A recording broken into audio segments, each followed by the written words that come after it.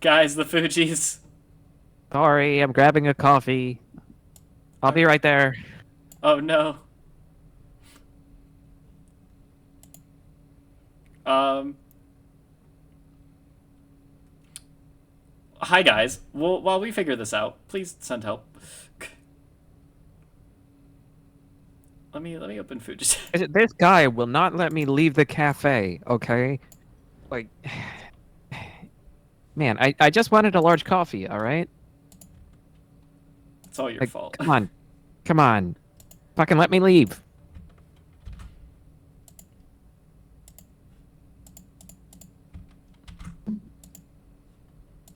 I Hello? can't find my I can't find Ish. my key. Jesus, I don't know what's going on. Hang on. Let me let me leave and join the call again. Hang on.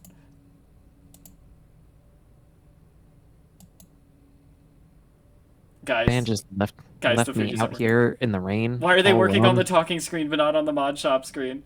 Uh. Oh, there we go. Okay, guess we're doing it on the talking screen. Oh my God. All Anyways, right. hi guys. Hey. Hi. I got my coffee. He got the coffee. Um, Ali, moi truque. Hello. but yes, so this is just it's a thing that we're doing now. We'll do the start of a new series without a little scuff. Exactly, Amphi. Lunex does smell like strawberry lube. Okay. I need to I anyway. So yeah, basically this is just every week we'll pick a new topic to talk about. Uh I get to pick we're also switching whose channel it's on each week. So this week it's me, next week we're all going to go bother Boba over there And today's topic is the Scream movies. because I made him watch them all. Yeah, all of them. All of them. Fucking So whack, dude. it's they're things. They're interesting. Do you Um, take do thank you we for the take hydrate, topic Kino. suggestions? I mean, I wouldn't say no to taking topic suggestions as long as they're serious. Amphi, knowing you, Um, also make sure you hydrate. I know I saw that. But also, guys, so the way I figured we were gonna do this was we can start with the first one, like just talking about like how the first one goes down and like our thoughts on everything. Mister, I'm gonna make a DVD reference every single chance I get. Oh, shut up. That was fucking It hilarious. was, but also I just love every single time someone throws something at him. Decisive strike, Pallet. pallet, throw the pallet, do it. He's got unbreakable. He's getting up. That was fucking great. But yeah. So I think it's good to just like get right into it. So considering again, as we said, or like as I told you, movie starts with Drew Barrymore And and the they infamous scene Yeah, go ahead. in the best like thing ever of. So for those who don't know, Courtney Cox is in all the movies. She was not fucking known at the time. Friends had only had 2 seasons. So Drew Barrymore was the like best known actor in this entire movie. They marketed the hell out of her being in it. Like she's in all the posters, all like the promotional material, just everything. They kill her off in the first 5 minutes, which apparently caused a bunch of people to just fucking leave too, which is really funny. Like a bunch of people just left the theaters and were like, "I'm not watching this anymore." They killed Drew Barrymore. But that also gave us the infamous "What's your favorite scary movie?" line. What's your favorite scary movie? I mean, Thing probably. Really, The Thing. Yeah. Hmm. Does Drew Barry run through a sprinkler? She does not. That is only Scary Movie. Her implant also does not get ripped out. Hmm. Dude, Scary Movie is a trip, and we're watching it sometime. All right, Tarth. I was about to turn some of the redeems off, but I guess I'll take my jacket off before doing that because I I wanted mean, I, it. I wanted us to be able to focus. I was I mean, it's better that somebody has the jacket because if you have the jacket on, I'm tempted to eat it. Okay. Well, okay. Let me take the jacket Also, off and then we'll continue. for Some context, it was something that Ollie drew. It was actually me chewing on a jacket. that is great. I wonder if you sing. That's not the point of these streams. No, you'll be able to do it during regular streams. But Lol. okay, so another really funny thing about that opening scene is there's the part where Casey Becker, Drew Barrymore, those don't know, like that's her character, Casey Becker, smacks Ghostface in the face with a phone. My favorite like piece of knowledge about that scene is the guy wearing the Ghostface mask just for when she hits him with the phone is Wes Craven, the director. Just bonked the shit out of him. He's like, yeah, no, I'll put on the mask and just let myself get fucking whacked. Which he was a fantastic director. Rest in peace, my guy. There was a thing I wanted to mention, like the thing he mentioned to me earlier, that like what it was like, was it fucking Sydney like half of the time misses the Oh yeah. protect. Okay. Yeah. Sorry. That's such a good idea. Sorry, didn't mean to interrupt you. I just realized what you were talking about. Yeah. So, No, th- go ahead. okay. There's a scene in the first and in the third. In the first one, she stabs a guy with an umbrella. In this third one, she stabs a guy with an ice pick. Nev Campbell missed the actor's protective padding both of those times, so their screams of pain were real. Like just fucking like, hey, I'm gonna stab him with an ice pick. And Like, it's so good. Real question: did she hold back or clobber him? I think she held back, but it's still just really funny. I mean, getting hit with an ice pick still fucking hurts. God Yeah, damn. I think Amphi was talking about the phone. I think though, Oh, that too. but The amount of damage every ghost face has got, I'm surprised that they can get up. they can just get up at any point. I mean, to be fair, Dewey. I mean, yeah, Dewey.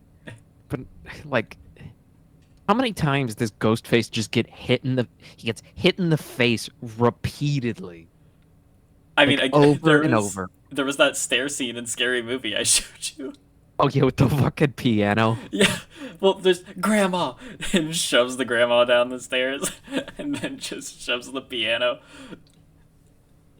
God, I've seen so many people that are like, I don't even know this movie, but I know this scene because everyone knows this scene specifically, and it's so great that that scene is famous and it's from a fucking Scary Movie. Let's see, Casey Becker. Yeah, so also just the fact of like, apparently they never let the guy who voiced Ghostface like meet any of the cast throughout. I think up until it was either 5 or 4. I think it was either 5 or 4. They never let the guy who did the Ghostface voice like meet any of them to like keep him sort of scarier when they were on the phone. Really? Yeah, Oh my God. like up until about like around 4 or 5, they never met the guy. They only heard his voice over the phone, and that is kind of a good detail. Like Wes Craven is so good. I was wondering how they actually did the whole voice, and then like when they introduced the whole voice changer thing. Yeah, it's literally just some other guy voicing it the whole time. That I thought that was pretty cool. Yeah, like everyone just has the same voice, and it's just like, oh no, that's just a voice changer. But then it's just revealed that it's just some guy's actual voice. He's just voicing it all the whole time. He did Nightmare on Elm Street too. Yeah, he is. Which there's a reference to later in the school. So going back to the plot, after Casey gets like fucking brutally murdered, um, but like not only like stabbed multiple times while she's like on the phone still, and her parents can hear her being killed because like how fucking home phones work back then. Her parents can just like hear her being fucking murdered over the phone. They go outside to like head to the neighbors to call the police, and her body's just like hanging, which Look, is great. I know some of those, like some of the scenes were pretty fucking brutal, but they got really, really brutal in the later ones. Like I was, Like which Predator one was it? Hunger. Where the which one was it? Where like I think it was like the one we just watched, where like um she gets murdered in her bedroom and you can see her fucking intestines Oh, hanging that out was and shit. 4. Yeah, that was. I mean, to be fair, there's also the bathroom scene in 6, which is just very good. Oh Just yeah, Mindy. Oh fuck, that guy's dead. I fucking love the bathroom scene. Because, they're just running away from a fucking killer and just Mindy, oh fuck, that guy's dead. Uh, I mean, wasn't Drew? Yeah, Drew Barrymore was hanging from a fucking tree in the intro in the first one. Yeah, like it was a rope around her neck and everything. I want to say it was actually like a tree swing that they had like hung her with too, which is really funny. Like they hung her around the neck, and then just cut to Sydney in her bedroom, and this is how we meet Sydney. She's just chilling in her bedroom, and then boyfriend just breaks in through the window.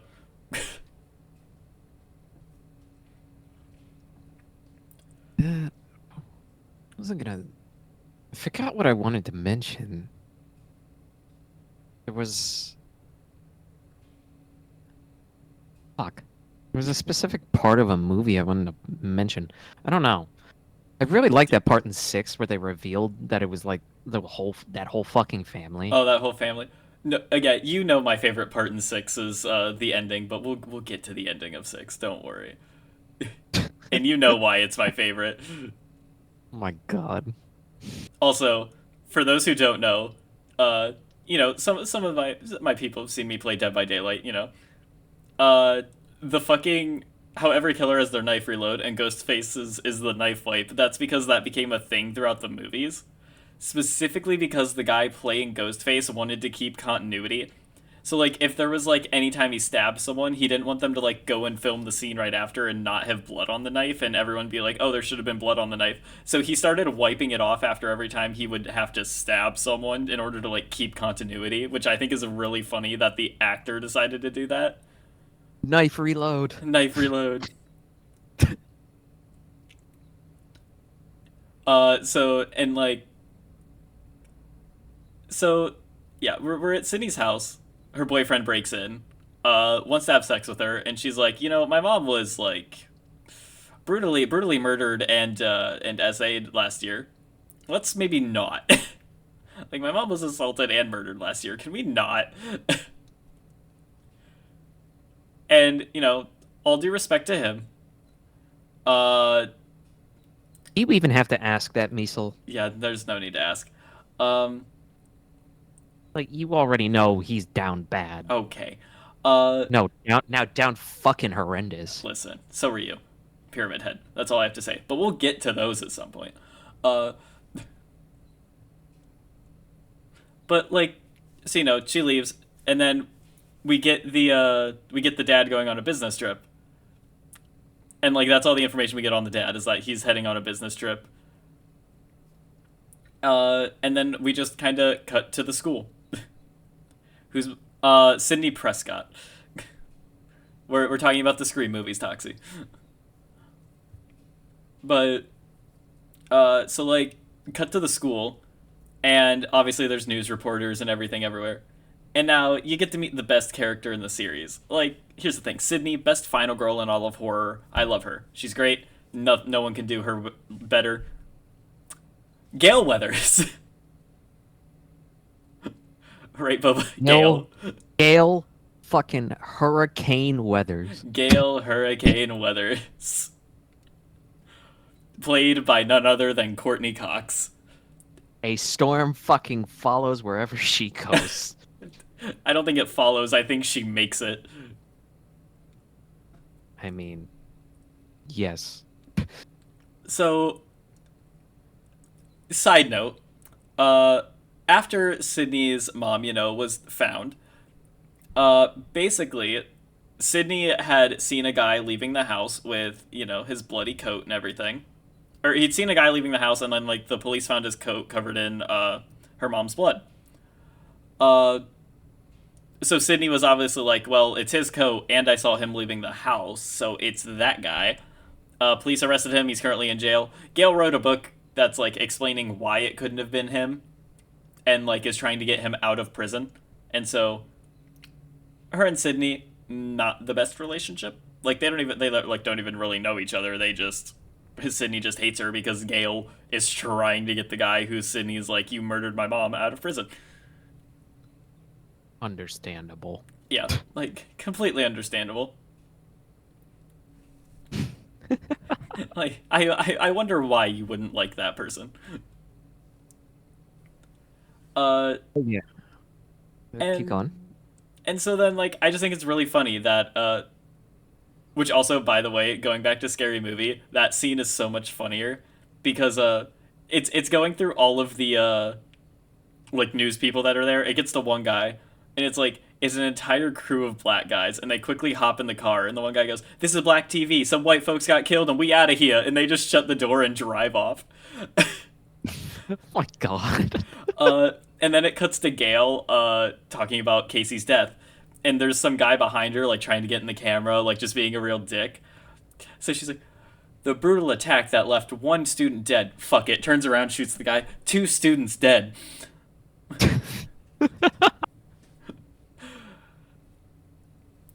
Like, God, Scary Movie is a trip. Can't wait to fucking watch those. Yeah, we're going to. Don't worry. Get to the fucking was up scene. Was uh Oh, oh yeah. I kept making this fucking reference too, specifically because of Amphion. Because how fucking Sydney keeps ending up back at that house. It's because somebody keeps producing a fucking offering to spawn there. Yeah, yeah. Every single movie somehow goes back to the Stumacher house, and I mean not And, every movie, but a lot of them go back to Stumacher's house. And and and so Boba was like, "Damn, it's almost like they're playing with someone who keeps bringing map offerings." Amphion. yeah, exactly. Also, the map offering would be the map offering would be a stab poster. Yeah, we said the offering itself would be a stab poster, because I need them to make the stab movies. I need to see how bad the stab movies would be. Anybody have stab merchandise? Send it to me. I want to send it to Lunex. Oh, please, please, I beg of you. I need stab And then- merchandise. But we'll get to the stab movies too, don't worry. Like we'll get to what they're about. So yeah, so like, Sydney ends up back inside, and this is where we meet both Sydney's best friend Tatum. Her boyfriend's name is Billy, by the way. So we meet Billy. Sydney, Tatum, Billy, Randy, who's just like a huge film nut, Stu, and then we also meet Tatum's brother Dewey, who's working with the police as a deputy. Fucking Dewey. We also meet Principal Himbry, but it's fine. Um, Himbry. Himbry. Also, some kid just runs through the entire school in a ghost face costume to make fun of Casey being murdered. And I'd want to say that's fucked up, but also I've seen some of the shit people do now. Like, you guys have been to school. Kids will do fucking anything. They're fucking awful. They are. And I like that there's a movie that I also want to watch these with you at some point. They're called Fear Street.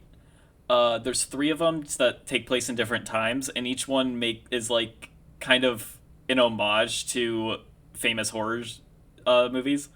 Like, first one is pretty much about Scream. The second one's Friday the 13th, and the third one is like Pilgrim style horror movies. Pilgrim style? Yeah, like literally like set, but like being haunted by like witches and stuff. That type of movie. Like basically like pilgrims in the 1600s being haunted by witches. Those type of horror movies. They got what they fucking deserved. They got what they fucking deserved. Anyway, but so Fear Street, instead of like a person in the killer costume running through, someone just drags a like mannequin dressed up to look like the murdered girl through the school, which I feel like is even more fucked up. Oh my god. Also, Amphi, what the fuck is the Salem witch trails, huh? Anyway, Yeah, you going on the Salem Trail? but but we so like after the whole scene in the school and everything, which by the way, Sydney also gets attacked at school again. Uh, Actually, no, that's not. The attack at the school happens slightly after, actually, because what first happens is she gets attacked at home, which is one of the funnier scenes because it's one of the only like scenes where they add a voice for like Ghostface being smacked with something, and it lets you know who it is. Oh Like yeah, shit. Who was it? Was it Stu? it was Stu. It They was Stu added they that added time. which Stu's played by Matthew Lillard, by the way. Funny as shit. Because the only other thing I'd seen Matthew Lillard in before Scream was Scooby Doo. I need you to think about this for a second. I mean that checks out. He's like, I'll show you how to be a villain. Like, listen, you don't just dress up to scare away people. You dress up to gut them like a fish. Uh, but like, so they just like do this thing where, and this is what starts off like Scream's great like chase scenes of just Ghostface being brutalized the whole time before finally either like being scared off by someone or just like fucking killing him finally. Like Like all the shit that he has to deal with. The amount of times he gets hit in the face, like you get hit with the door, the you amount get of hit with. bikes that get thrown at him specifically are insane. I think it's like four separate times he gets attacked with bikes. Why is it a bike? I don't know, Like but they're also always like at the top of steps and get thrown at him from the top of the steps, and it's like, what are you doing that your bike's upstairs? apparently not putting it in a garage because apparently if you go into a garage you just die. Apparently. Specifically you get hung from the doggy door on the garage or the window. The what is it? Oh, Tatum. The way So, the way Tatum died. so can we? We're talking about that scene now. Uh, or no, we'll get to that scene because you know all the shit I have to say about that scene is because of also the fact of like that's how he got his name. By the way, uh, to get you, we're gonna kind of speed through because a lot of the rest of the movie's a little bit slow. Like Sydney gets chased in her house, Billy crawls through the window, sees what's going on, and then drops a cell phone. Which back then not everyone had a cell phone, so she immediately assumed the creepy phone call came from him. So he's in jail. Sydney goes to the police station to talk about everything. Beats the shit out of Gail when she comes to the police station. Fucking Sydney's bitch. Sydney starts staying over with Tatum and Dewey, where they get a call from Ghostface. They're like, well, shit, it's not Billy. Billy's in prison. And then Billy tries to talk to Sydney at school, and Sydney's just like, I mean, I'm sorry I accused you. And also, but like, my mom was like murdered. Like, she does this thing about like, she does this thing the whole movie where like, she's just very adamant on like, I'm really sorry, but I'm just kind of a little fucked up. Because the entire time Billy's trying to pressure her into having sex, and she's just like, listen, my mom was assaulted. I don't want to do this. And Like, you the really need to one smash that badly, man. here's the thing: the one line from that scene that sticks out to me more than anything is he was like, "Yeah, but it's been over a year. You'd think you'd like be over that, but already." Yeah, just get over it, nerd. Just Ex- finish grieving. yeah, like what? What about my What needs about my and dick? my home? Like, Yeah. get over your dead mom, Sydney. Exactly. Oh God, Amphion has a new line. Just finish grieving. Just finish grieving. But so Sydney, like, then, she goes back with Tatum and Dewey and whatever. Uh, and then they learn, and the principal gets murdered at the school, which, here's that reference to Wes Craven doing Nightmare on Elm Street. The other time Wes Craven appears in this movie, the principal looks out of his office, sees a guy dressed like Freddy Krueger mopping the floors, because he goes like, he's like shouting at whatever kids he thinks are outside of his office, and the guy looks up, goes, huh? And it's Wes Craven dressed as Freddy Krueger, and he looks up, not you, Fred, and just goes back in his office. That's fucking hilarious. And the fact that it's a Wes Craven dressing up as Freddy Krueger is so much funnier. That reminds me of that shit like when you used to see fucking Stan Lee Oh in yeah, his and movie. all of his shit. Dude, I think Wes like started doing stuff like that where he just pop up in his movies, which we'll get to those movies, but I just have to say Nightmare on Elm Street was the first movie Johnny Depp was ever in. I mean, nice. And Friday the 13th is Kevin Bacon's first movie. Do you think he has a brother named Kevin Pork? Okay, we'll get there. We'll come back to that statement. But like, so then the principal gets killed at the school, and it just kind of, we're gonna just gloss over that fact because I think the whole movie kind of does mostly, because he originally wasn't supposed to die. They only added in the death scene so they could get everyone out of a house later, like clear out the house for the final act, which is so good. Um, There's too many people in here. Some of you need to die. no, it was literally because remember at the party they get the call that's like, guys, they found Himbry hanging from the flagpole. Let's go see him before they like take him down, and everyone leaves the fucking house. That's the only reason why Himbry was killed off later, like so they could have an excuse to get everyone out of the house. But they're like, ooh, let's go look at a dead body. Yeah.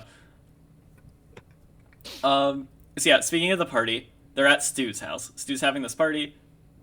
Uh, Billy's there.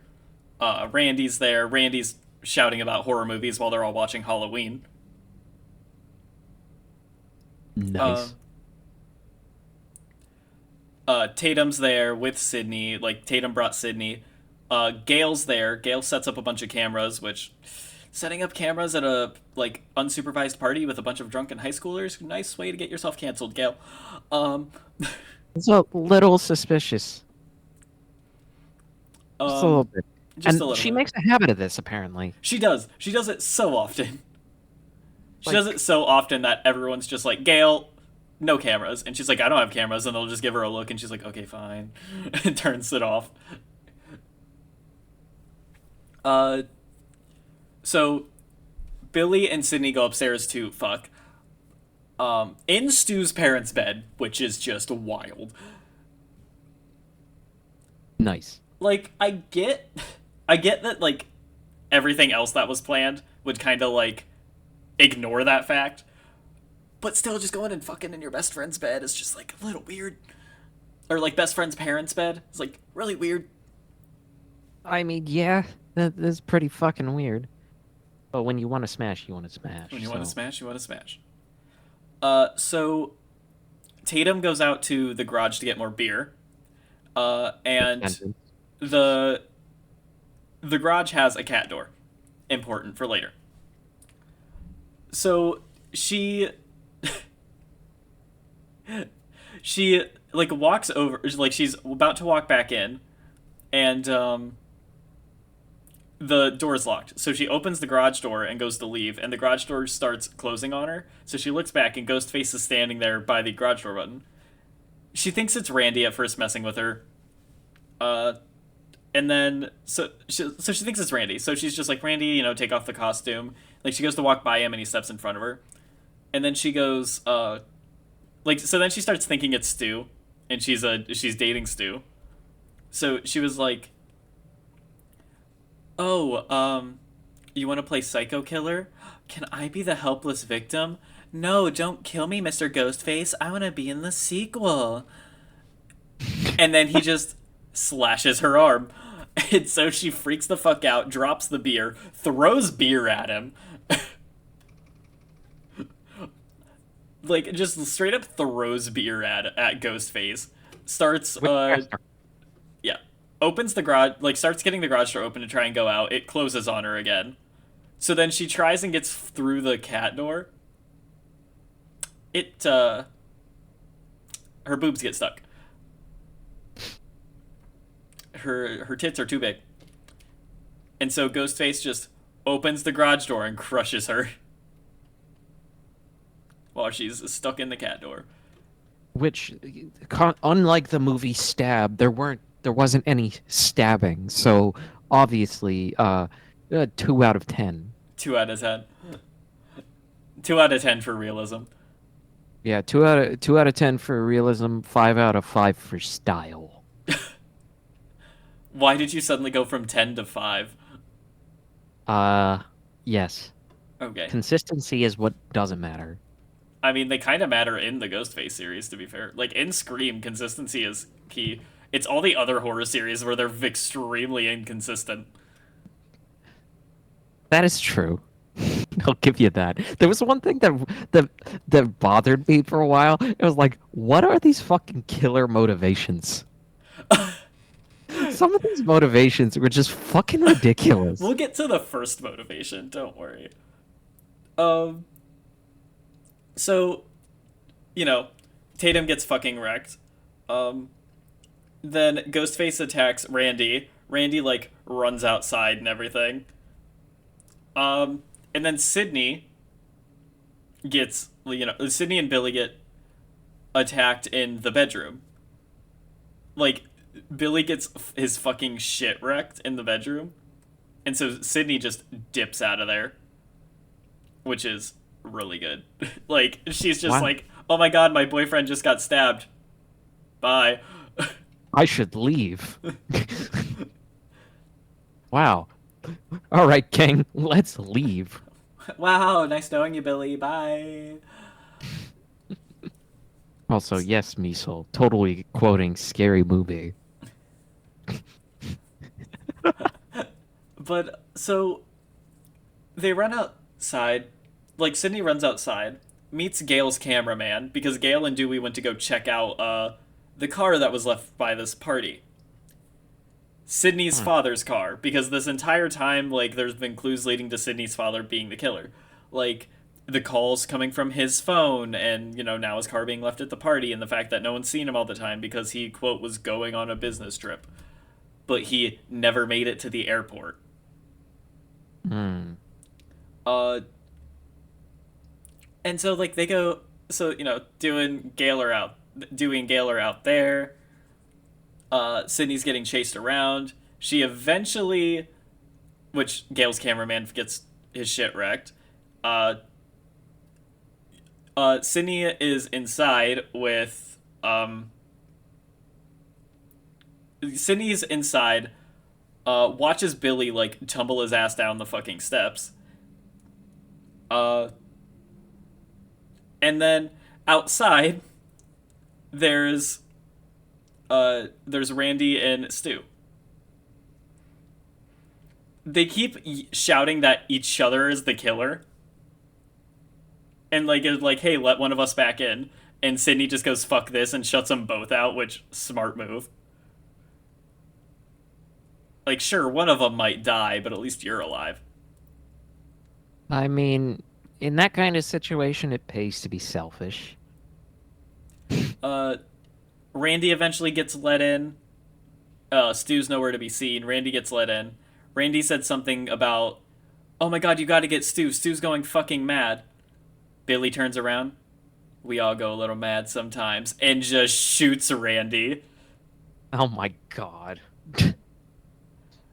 And then, so Sydney goes to fucking run. Runs into Stu in the kitchen, who pulls out the voice changer with the line that, like, sticks in my head so much, and I don't know why. Just, surprise, Sydney.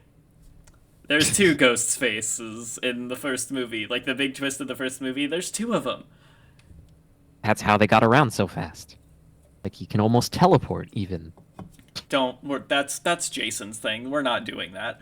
Oh, well, That's a conversation we'll have later. He's not a killer in DVD. I don't know who he is. So I mean, he's a killer in his own game, which apparently I saw something that they're making a game for that, which, okay. They're making like a how new did they, Friday the 13th game. how did they convince the guy who owns the IP? I have no idea. Did they suck his pee-pee? I wish. Anyway,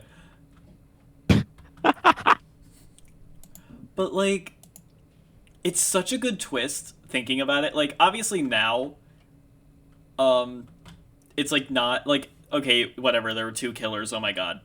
Back then, that's like not something that had ever really been done. And Call me also, by surprise.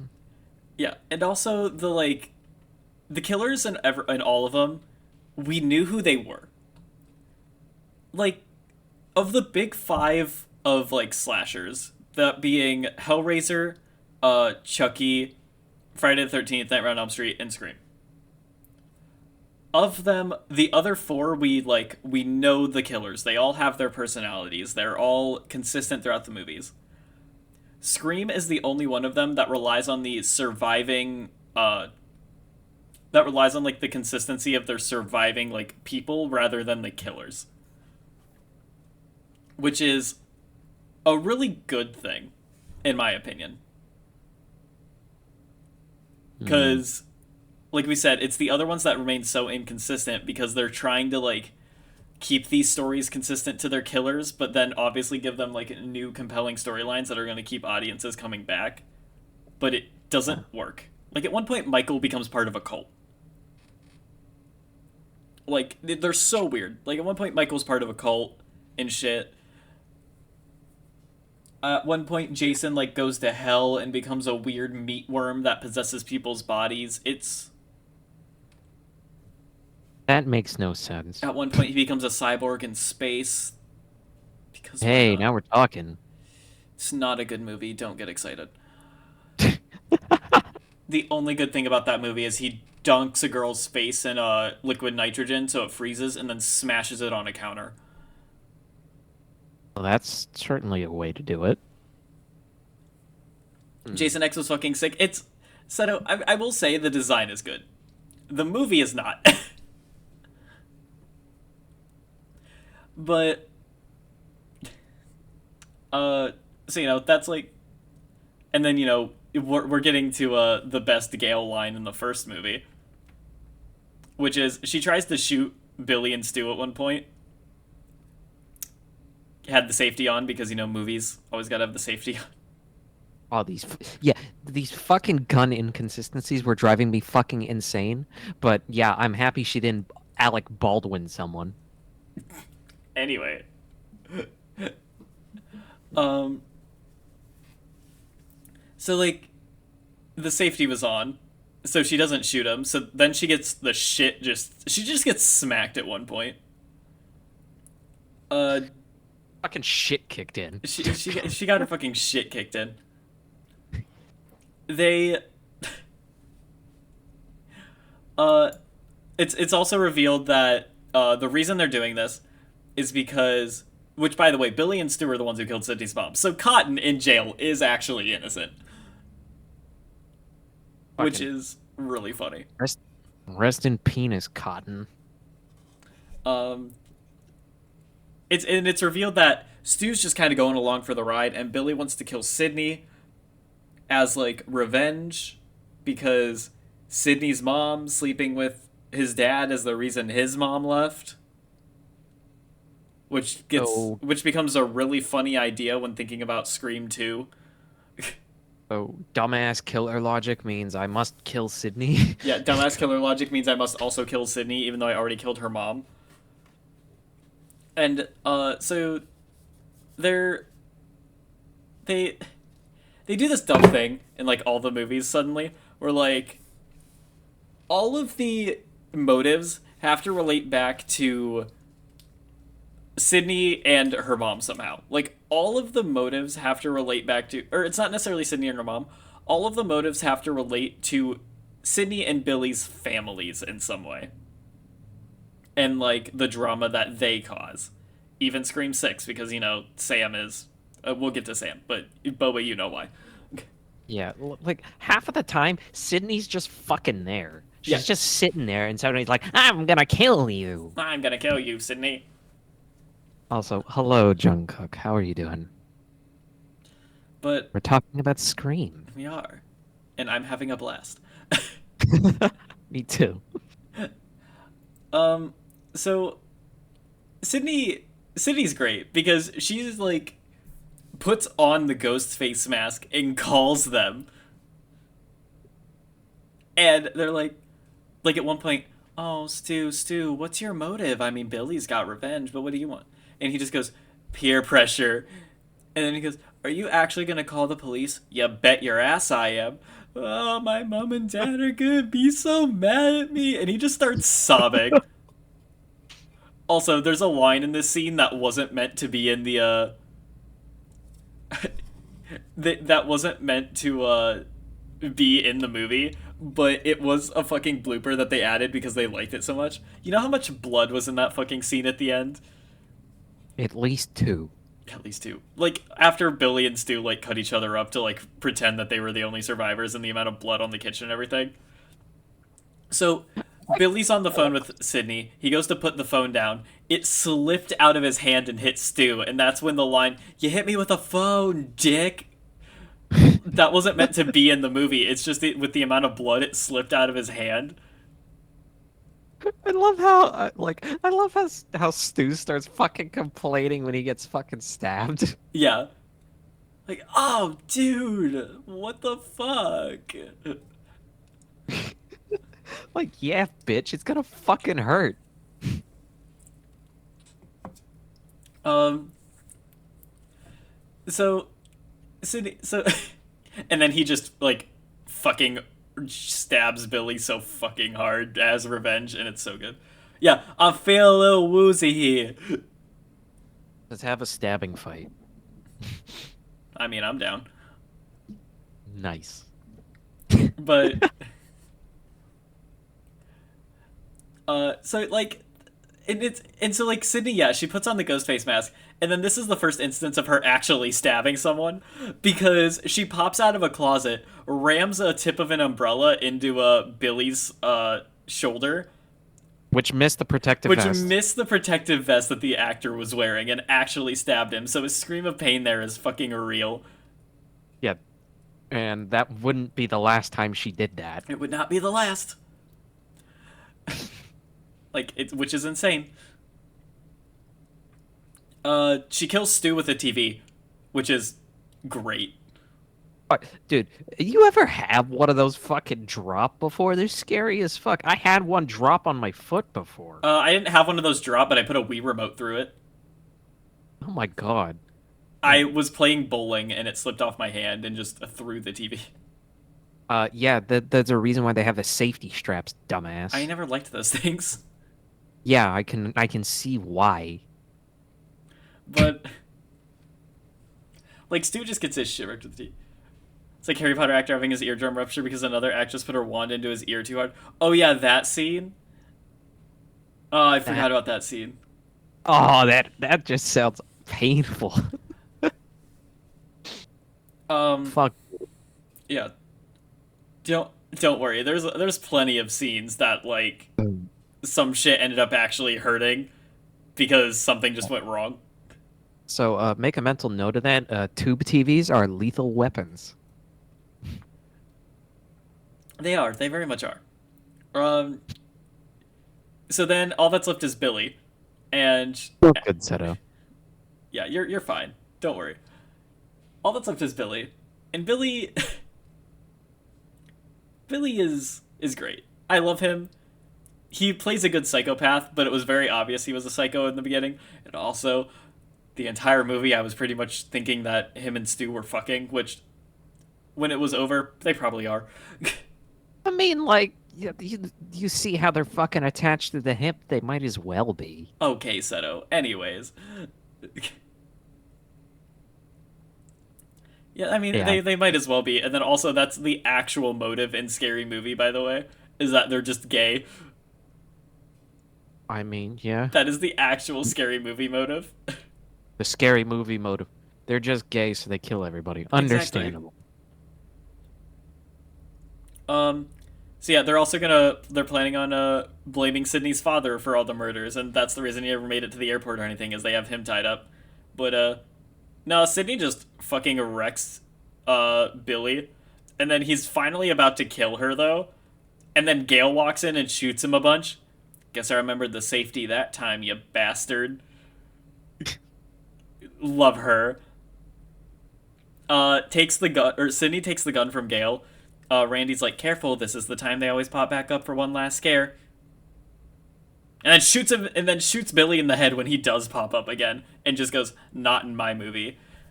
And that is where Scream 1 ends. Like, there's obviously, like, Executed. yeah, it got fucking executed. It was a great time. Can we talk about how fucking Dewey took an absolute fucking Yeah, beating? every single fucking movie, Stewie gets his shit wrecked, but then is fine at the end. I mean, the first movie he come on, like in the second movie, you find out he has a fuck ton of nerve damage, and he also survived. Yeah, he like is limping and everything as he walks around, But you can actually see him heal through all of the movies, except 6. except six. I wonder why. Um, Yeah, somebody fucking fillets him. That's why. Also, there's no way that Amber was the one that, like, it has to be obviously because Richie was there, but Amber being the one to do that and even like slightly lift him off the ground. I mean, yeah, like seriously, you see these fucking like high schoolers or whatever, and they have the fucking strength of like a 250 pound like 6'3" guy who lifts weights. Like, Yeah. yeah, no. Um, Scream 2. I don't know what to say about Scream 2 other than it's good, but what? Dream 2, Electric Boogaloo. Electric Boogaloo. Stab harder. Opening kill is just two people at a movie theater. For some reason. And, Don't forget, it's because of their names. oh, They were yeah. recreating Woodsboro because it was Marine. It was Marine and then whatever Stevens. So it was Marine Prescott and then Stephen Orth It because was they were during trying to the recreate Woodsboro, and it was and it was during during Stab, Stab movie. which is just literally Scream word for word. Oh, like, also, how dramatic does this lady have to be so she walks up in front of the projector Yeah. and screams her head off and then dies? Yeah, Banshee scream and then dies in front of everyone. Also, there's no way a movie theater acts like that theater does in that movie. It's like, be respectful to the people watching the movie and at least die in your chair, okay? Okay. I mean, to be fair, the people watching that movie weren't respectful to the people watching the movie. Also true. Because everyone, like, some girl gets stabbed and everyone's just jumping up, yelling, extremely happy. People in ghost face costumes are chasing other people around the theater with glow in the dark knives. Like, I love that, though. I want a glow-in-the-dark knife. Boba's right, just die silently, goddamn. Okay. Exactly, I'm trying to watch a fucking movie here. And it's so good. Like, because first off, the Pepsi product placement is great. Beppis. Drink It's- Beppis. And then some girl literally explains, dude, no, it's not just a movie. Like, some people actually died up in California last year. Which leads to Sydney suing the Stab movies. Like, that's a canonical thing that happens. And apparently she sued the shit out of him because she's like, oh, I just have a new house and a new identity. Yeah, she's like, I just have a new house, but that's in Scream 3. Scream 2, she's in college. Randy is also in the same college with her. Because Randy survived. Randy got his shit wrecked, but Randy survived. Um, one of my favorite things about the film class scene. They're talking about sequels. They're talking about sequels and like what sequels are better than the original. So they bring up Godfather Part 2, which even though I'm pretty sure it's not like a prequel sequel. Like that. They bring that up. They bring up Star Wars, which then gets corrected as not a sequel, part of a planned trilogy. No, you had it right the first time, Seto. It's with a T. Which means 4, 5, 6. Yeah, 4, 5, and 6. And then later came 1, 2, and 3. Yeah. Um, and like, Bad, bad planning. but so one of the ones that gets brought up is Aliens, which I don't know. I like the original more. Like, Aliens is cool and all. I will say, Aliens is cool, but I really like the original more. This isn't an Aliens discussion, so I'm not going to get into why, but they fuck up the line. Because what he says is, it was like, oh yeah, that was such a good line, like, get away from her, you bitch. Actually, it's stay away from her, you bitch. This is film school, right? That's the wrong line. Like, they switched what they were supposed to say. Because the correct line is, get away from her, you bitch. I love how they kept it though, because it just makes them seem like dumbass kids. Well, here's the thing. That's the take they used. Every other take, like, from behind the scenes stuff you watch, they said it the right way. They just used that take because it was the best one they had.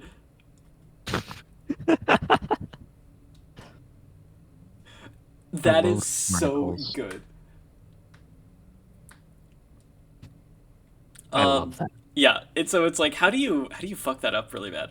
Also, the girl Cece that's in the film class with them is played by the same girl who does Daphne in the live action Scooby Doo movies, Buffy the Vampire Slayer.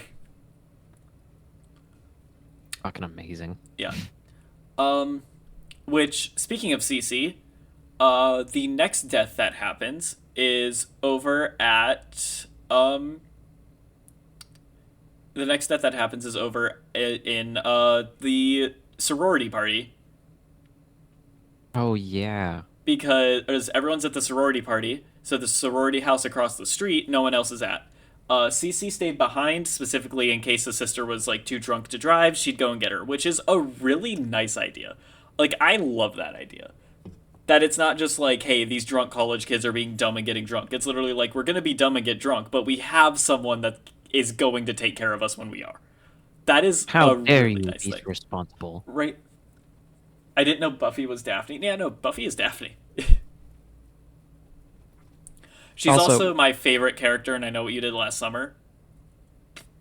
Also, whose fucking college is this where they have their fucking sororities sorted by Greek letters? Every sorority? That's not every sorority, is it? That's like a thing I see constantly, where like all the sororities are like Greek, Greek letters and shit. That's so fucking weird. I don't know. I haven't been to college. Neither have I, but I see it like everywhere. But uh basically Ghostface calls her and they think it's like a creepy ex. And her friend's like, "Oh, don't forget to set the alarm." So she sets the alarm after you watch Ghostface get into the house. So, great job. Oh yeah, how they were fighting with the alarm. Yeah. Or no, the fighting with the alarm is Scream 5. Oh shit, I'm getting them mixed Because up. that was no. Remember that like the one girl was leaving the house and was like, "Don't forget to set the alarm." But while she was talking to the other girl, you watched in the background Ghostface get in the house. Oh yeah. And then she's like, "Don't forget to set the alarm." So she does. Well, too late for that. Too late. So yeah, she gets her shit wrecked, and that's when we find out like, oh, her real name's Casey. So they're recreating Woodsboro by killing Maureen for Maureen Prescott, the guy Phil Stevens for Stephen Orth, which was Casey's boyfriend that got fucking murdered in the beginning because she got horror trivia wrong. Because name the killer in the original Friday the 13th, and the bitch immediately yelled Jason, and it's like, no, you dumb bitch. You dumb bitch. You dumb bitch, Casey. God damn it. Look, I don't even watch horror that often, and even I knew that. Because like, I told really. you, but still. Oh yeah, yeah, okay. Like you actually have to tell me that. You literally said that you didn't know that before I told you that. Well, I didn't, Okay. but I could have figured it out. Anyway. But Like it's such a funny thing too, where she's like, I watched that movie 100 times. It's like, then are you sure? Then you should know. Then you should know. Then you should know. Uh, so yeah, Cece gets fucking murdered. They find out like Cece's real name is Casey, so she also gets killed to like recreate Casey Becker. And then they try and track Ghostface on the phone. Does not go well. Randy gets obliterated.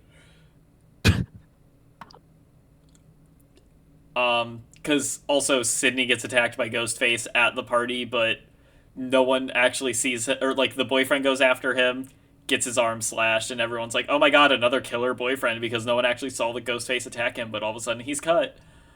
You know, it's a thing I've noticed with all the movies. What's with the fucking arm slashes? It's like, I need to go for a non-lethal attack. Quick, slash him in the arm. Slash him in the arm. But like, so Sydney, Sydney like is somewhat suspicious of him. Um, but it's fine. It's actually more Dewey that's suspicious. But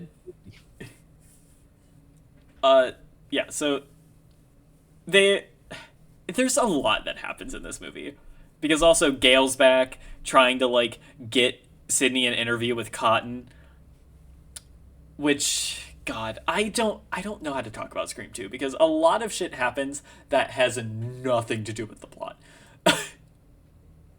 Like that. Like, and, man. Like that's more a plot for setting up why Cotton is like as famous as he is in Scream 3. Yeah. Because another thing that happens is the fucking like trying to get Sydney to join a sorority. Like there's no point for it. But what I really like is that the one lady that like leads the sorority in Scream 2 is the killer from Urban Legend. Oh my god. Like everyone was in this fucking movie apparently. You notice that always somebody ends up dying in a van? Yeah, someone always ends up dying in a van because there was It was the the news anchor, cameraman from... cameraman in Scream 1, Randy in Scream 2 gets his fucking shit wrecked. Because he's like, oh, Billy was a little baby bitch boy, and then just the Ghostface comes and stabs him in, which we'll find out why later. Baby bitch boy, that's me. Baby little baby bitch boy, we know. So he and like one of the other funny things I find about this movie is the cafeteria scene. And you know what I'm talking about. You know what I'm talking about. My god. For no reason, there is a musical number in the middle of the cafeteria. That is This not a good guy. This fucking guy is like my girlfriend's like not really accepting like my full love proposal, I guess. So let me stand on the table in the middle of the cafeteria and sing a song, even though I know she's a person who doesn't want attention on her. I'm gonna stand on this table, like, and get everyone to clap along with me, which would not happen. Oh Like, yeah, what? and then they all clapped. Yeah, Wow, and then they all clapped, but congratulations. actually fucking happens. And then he gives her his fucking, like, fraternity letters. Like, a necklace with his fraternity letters on it. Which, I guess in college terms is the same as basically being like, I'm proposing now, because everyone freaks out. And that ends up fucking him later. Yeah, that's how he get. And then, I mean, it also fucks Mickey later, but we'll get to Mickey. Because Mickey's one of the kids in the film class, by the way, for those who don't know. Yeah, a full musical number happens, Amphi. Also, get your fucking feet off the table. I'm eating. Yeah, get your feet off the fucking table, you bitch. But Like, what kind of degenerate are you? yeah, what? I mean, we already know, but Shut your fucking mouth. okay. So Sydney's like, I gotta leave town because like after Randy gets killed, they're like, we gotta get Sydney out of town. So her and her roommate are like in the back of the squad car being driven by these FBI agents, about to be driven out of town. Then Ghostface just shows up, which is hilarious. Wait, I forget. How did it... Okay, they're being driven out of town by the FBI agents. Yeah. I forget how does Ghostface stop the car? It was a red light. Yeah. Okay. Red light, and then he just kills one of the guys through the window, And then and then gets in and starts driving. While after like getting the other cop out of the car, he gets in the car and starts driving. The cop jumps on the hood of the car and is like shouting at him to stop. Sydney and her friend are in the back screaming. And then the car goes off the road kind of and gets driven into these metal pipes and it goes through the cop's head. yeah, he gets Final Destination. He gets Final Destination and The Descent.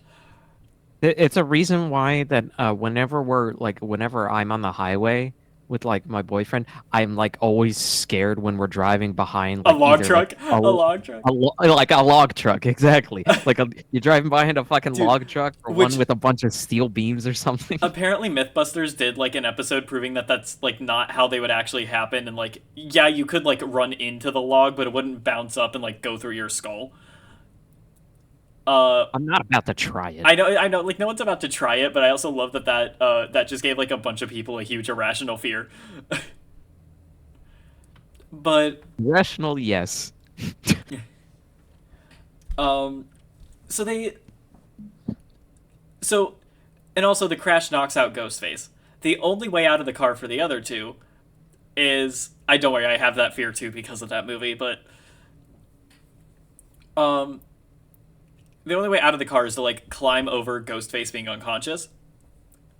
And Sydney, you dumb bitch, I love you. But you both run away from the car instead of just taking his mask off right there. And after you run like so far away, you go, wait, I have to see who it is. Turns around to go look, and Ghostface is gone. Oh, and then fucking Lunex points this out to me. The cop still had his gun. Yeah, the cop still had his gun, when- and they didn't grab it. And then when they leave and come back, Yeah, when Sydney Ghostface comes back is and on- find yeah, when they leave and come back and find Ghostface not in the car, the gun's gone. the gun's yeah. Which is And a it's like- very cool way to explain why Ghostface has the gun later, but it's also just really funny that Sydney didn't grab the gun and gave him the weapon. Like I get it, you're under a lot of stress, and it's difficult to think, but you know. But also, kinda you've already been through this once. Get over yourself. Exactly. You already have the trauma. Like, and you're still alive, so you should have expected this. You should know. You should been know. So, her friend also gets like her shit wrecked. Like, Oh, the way he fucking dies is so fucking funny. yeah. I just also like her being like, what? And then just stabbed. Just dies. Yeah. Like, he's not here. What? You are already dead. So she starts running back to the college, and also Dewey gets stabbed again. Dewey gets stabbed again. He takes a fucking beating again. Again. You think he'd wear a vest at this point? Oh my god, Drog, I forgot you changed your name. Hi.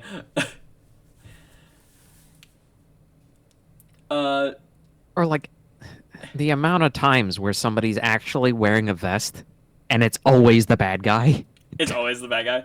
Also, the fact of the glass, the like soundproof glass, but then, okay, so the glass is soundproof to the point where Gale is banging on it because her and Dewey are looking at each other.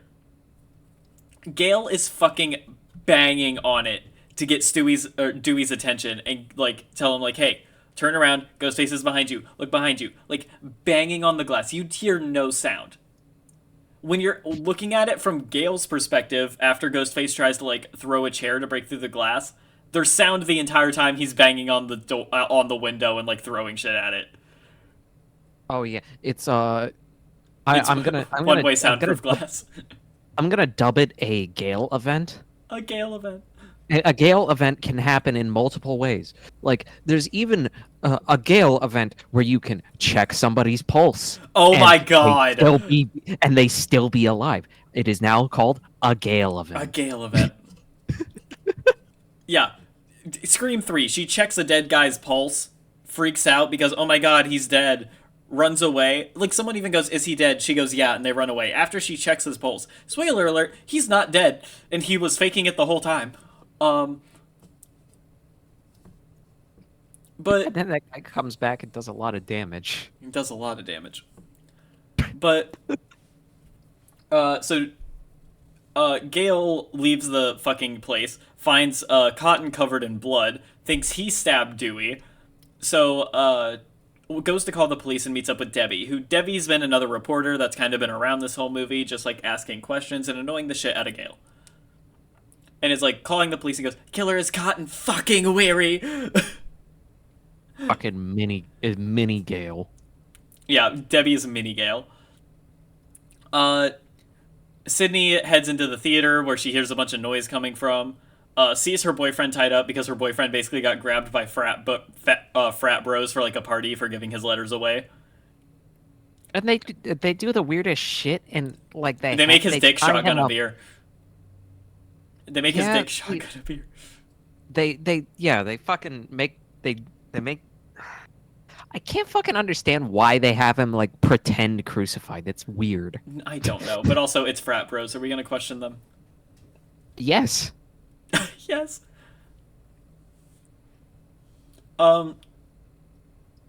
And so like he's tied up. Sydney finds him tied up. First off, assumes he's dead, but he's not. He's just passed out because apparently his dick shotgun too much beer. I mean, yeah, like that is a lot of alcohol. Going straight to your penis. I I don't mean, think that's what they mean by with that sentence, but you know, it's fine. Hey, if you want alcohol to take effect fast, take an enema. Take an enema.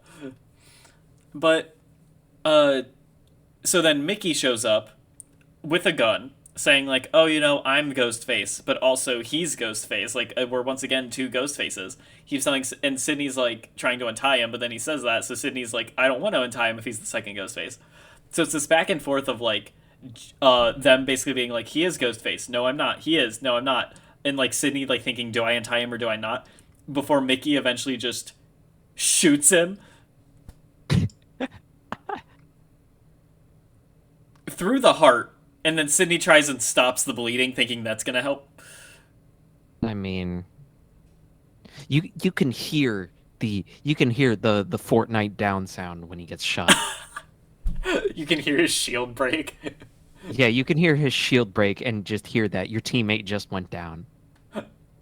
Oh god.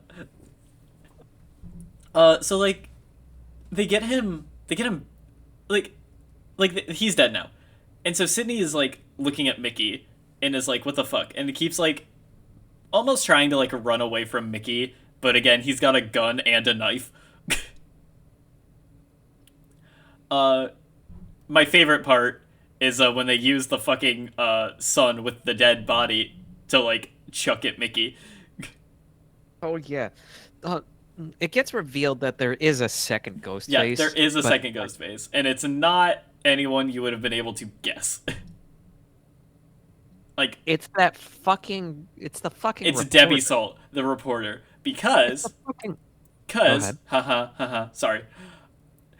This scene, it kind of gets to me because how are you supposed to guess this? I mean, maybe the crazy eyes. Maybe the crazy eyes. I mean, no, that's for remember that's saved for the deputy. It's for that other fucking deputy. It's for the So, other girl. like, the funny thing is that Sydney manages to get enough space in between them and gets away and start fighting back against the killer with she finds a fire axe and starts breaking shit. Oh yeah, Like, but and then pulling all the levers on the stage. yeah, but don't She forget, this fucking- is after the reveal. We gotta explain the reveal. Because Oh, she goes to leave, and he's like, "Oh, look, the second Ghostface is here." A door opens, and Gale walks in. And Sydney's like, "What the fuck, Gale?" And Gale's like, "No, it's not me." And then the actual person walks in holding a gun to Gale's back. and it's fucking mini and it's, Gale. and it's Debbie Salt, whose real name is Nancy Loomis, Billy's mother. Billy's fucking mother. Or as And Mickey I- puts it. Sorry, I need to say it as fucking Mickey puts it. Billy's mother. And there's the reveal for the motive. Of you killed my son. Which before this had happened, Mickey was going on and on about how being like the new Billy Loomis and everything. And my one of my favorite Sydney lines is her. She's getting the letters ready to like smack Mickey in the face with them, which she does. But she goes, "You're forgetting one thing about Billy Loomis. I fucking killed him," and then just beats the shit out of Mickey. Hi, Effrey. Hey, We're talking Afri. about Scream. So yeah, then Debbie Salt is like, "You killed my son," and she's like, "Your son was a little bitch." Uh, like Sydney's like, "Your son was a little bitch," and so like her and Sydney get into this massive fight. Uh, that, as Boba said, involves taking a fire axe and breaking all like the stage props, so bags and lights start falling. She starts The, turning on all the stage props as distractions, and the it's funny part is, I noticed that when she was doing that shit and she was like cutting all the wires and shit, there's that little sheet that you wobble for thunder. yeah, She pulls it anyway for no reason. yeah. She starts doing it just to fuck with Nancy.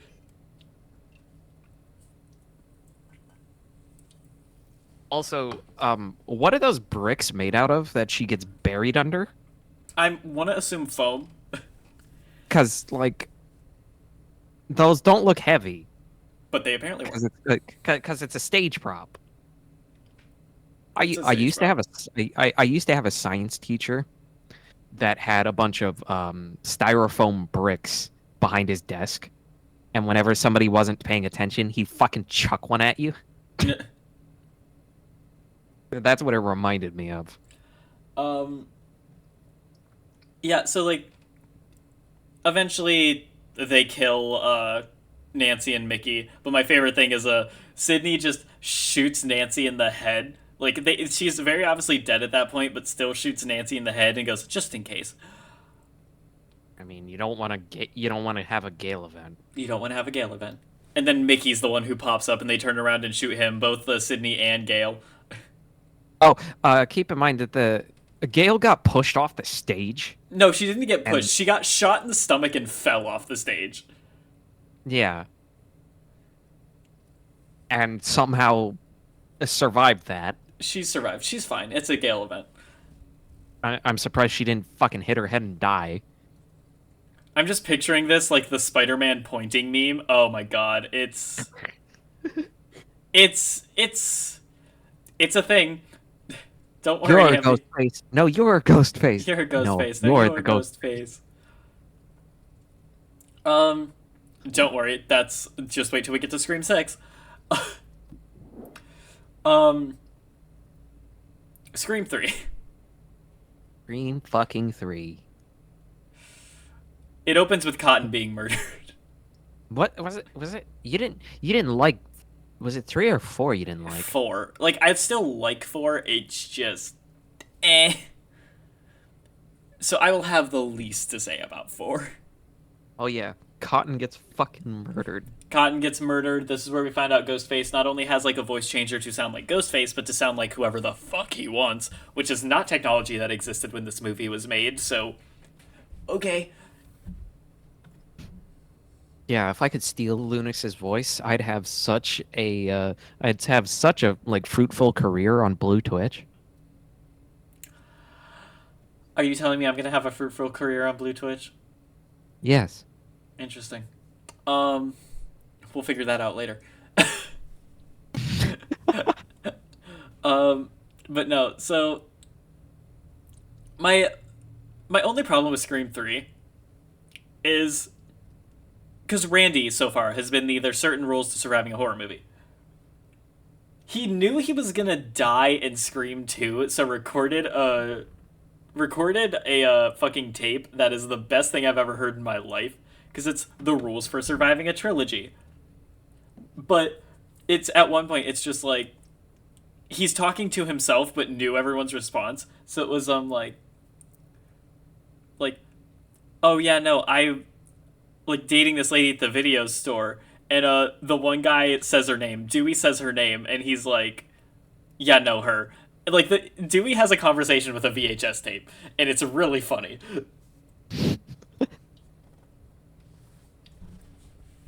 That's where we also learned that Randy had a little sister named Martha. She doesn't. She's not important until Scream 5 ish, and only because she is a mother. Bro. So the whole point of Scream 3 is they're making Stab 3. Ah, yes. Stab 3. Anybody else watch Stab 3? I watched Stab 3. It was the best stab there was. And the killer is killing people in the way they die in the movie. Roman is the director, and then you have all the actors playing people. Like, there's an actor for Dewey, an actor for Gale, which, let's be fair, Jennifer, amazing. Love her. Because Jennifer was, like, the best part of Scream 3, let's be honest. Oh my god. I mean, wasn't she? Like, She especially was. when her and Gale, we, like, got along and were actually working together. I love how Hollywood can just get away with making somebody's life into a fucking movie, Right. but you have to change all the names slightly because you're being sued by her. Yeah. And also, what I also like is that, they had Carrie Fisher make a joke about Carrie Fisher being a slut. Oh yeah, because she was the one down there Like, in the archives. studio in the archives in charge of the files and stuff. Yeah. They were trying to bribe her so they could get access to the files. And then was like, oh, aren't you, and she's like, no, everyone says I look like her. And she's like, I could have been up for Princess Leia. But who gets it? The one that sleeps with George Lucas. Which was canonical. Yeah. Damn, like- imagine that. It's like, God damn, Carrie, you were more than a princess. That lady was a queen. Rest in peace.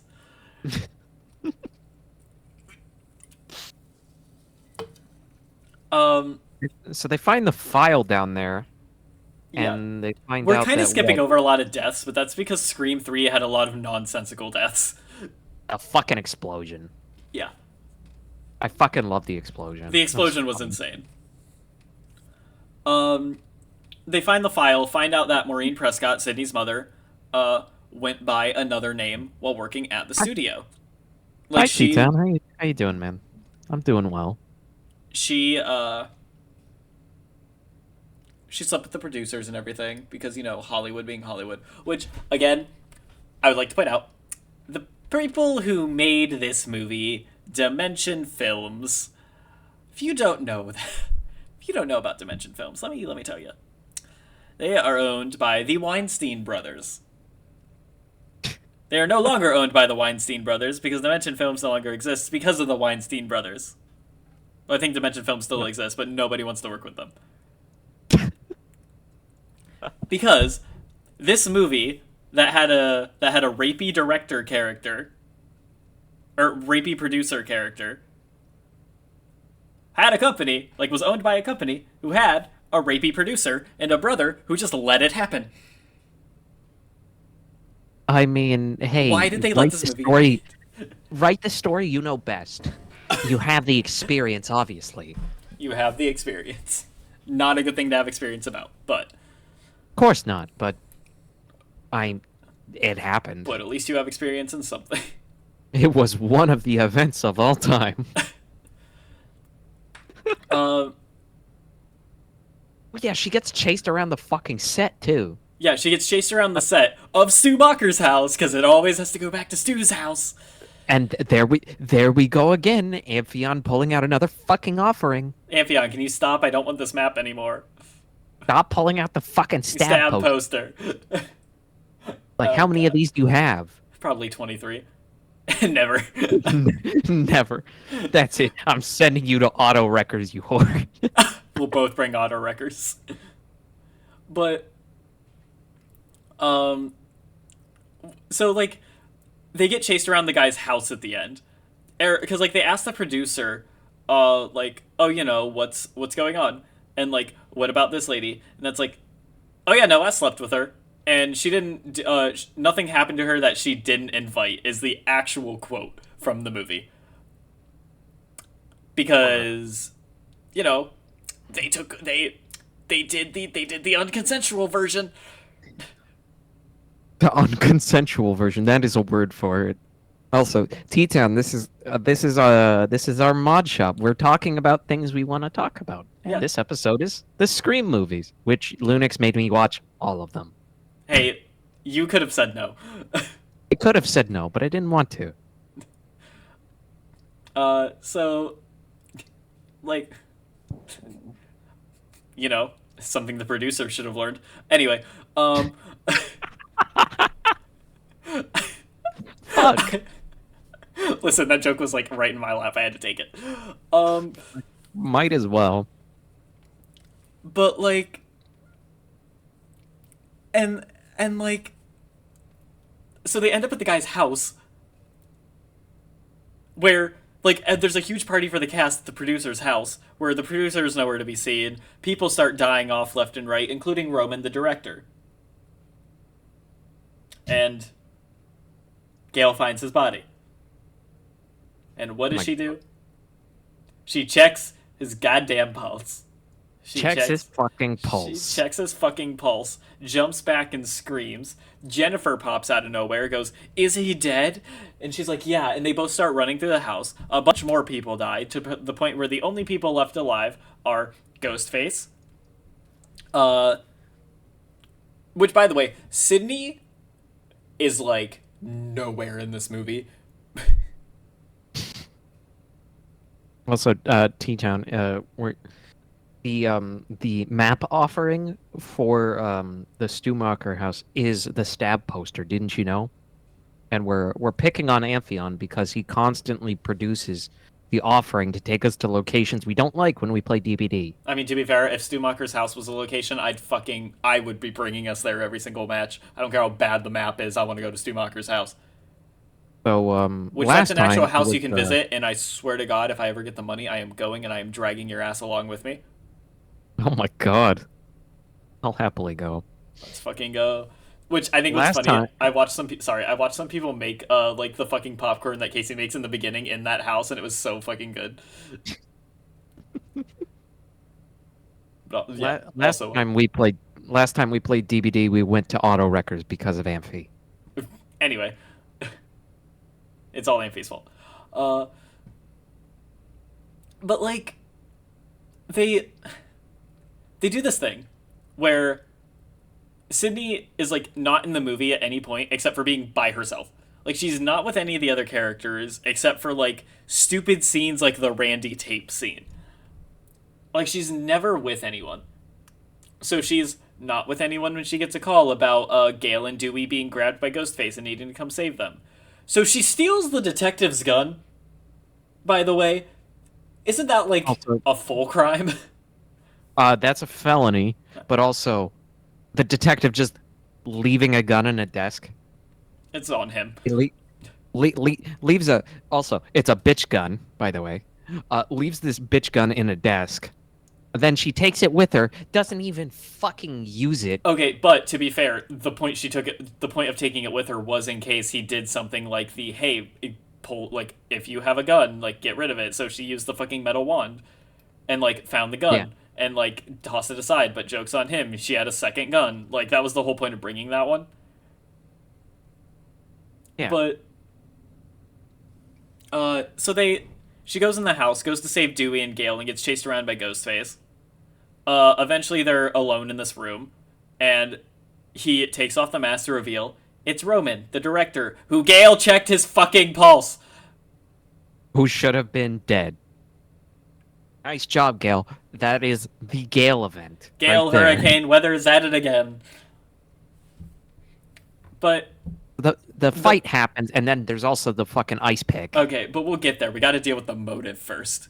The motive being that after Maureen Prescott did the unconsensual things in the office, she got pregnant. Pregante. Roman Bridger is Sidney Prescott's half brother. And he Which apparently is went to like talk to Marine, and she went, nope, I have a life here, bye, and like kicked him out. And so his idea is to kill Sydney? yes, killer logic at it again. Everybody loves killer logic. And then also it's found out that like he is the one who told Stu and Billy to kill Sydney's mother, which is so dumb. Like What there's kind no of backward, like what kind of fucking backwards logic is this shit? like I guess it still works, but also no. No. But Yeah. Yes. yes. But like so the ice pick happens where smart thinking on Sydney's part because Roman goes to like call her to hear the phone ring so he can find out where she is while she's hiding. She calls him first. And while he's distracted, she pops up behind him and stabs him with an ice pick. Once again, missing the protective padding and actually stabbing the actor with an ice pick. Ice picks fucking hurt. Uh, and then that's how she kills him off in the end. Is just that. Which, also, I would like to point out, at the beginning of the movie, we see that Sydney is working as a crisis counselor, Which is very funny. and I love that. The amount of shit that she's been through, and she works as a crisis counselor, is amazing, and part of the reason I love Sydney so much. And I wish she was a survivor in DVD. But no, they didn't get the whole fucking license. They and didn't they get a whole really license. They just had Ghostface's face. Which, Oh yeah. we'll get to Ghostface's face in a second, because I didn't mention something to you about why they decided to make him look the way he looks like. It's because they got the mask from Party City. Close enough. But we'll get there. Scream 4.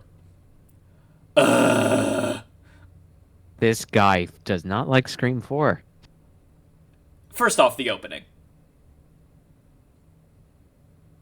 Wah. What more needs to be said about the fucking opening of that movie? Just wah. Is that the first two the times the opening actually plays, it's the opening to Stab movies. Yeah, it's like you get an opening to an opening to an opening. Yeah, and it's just not good.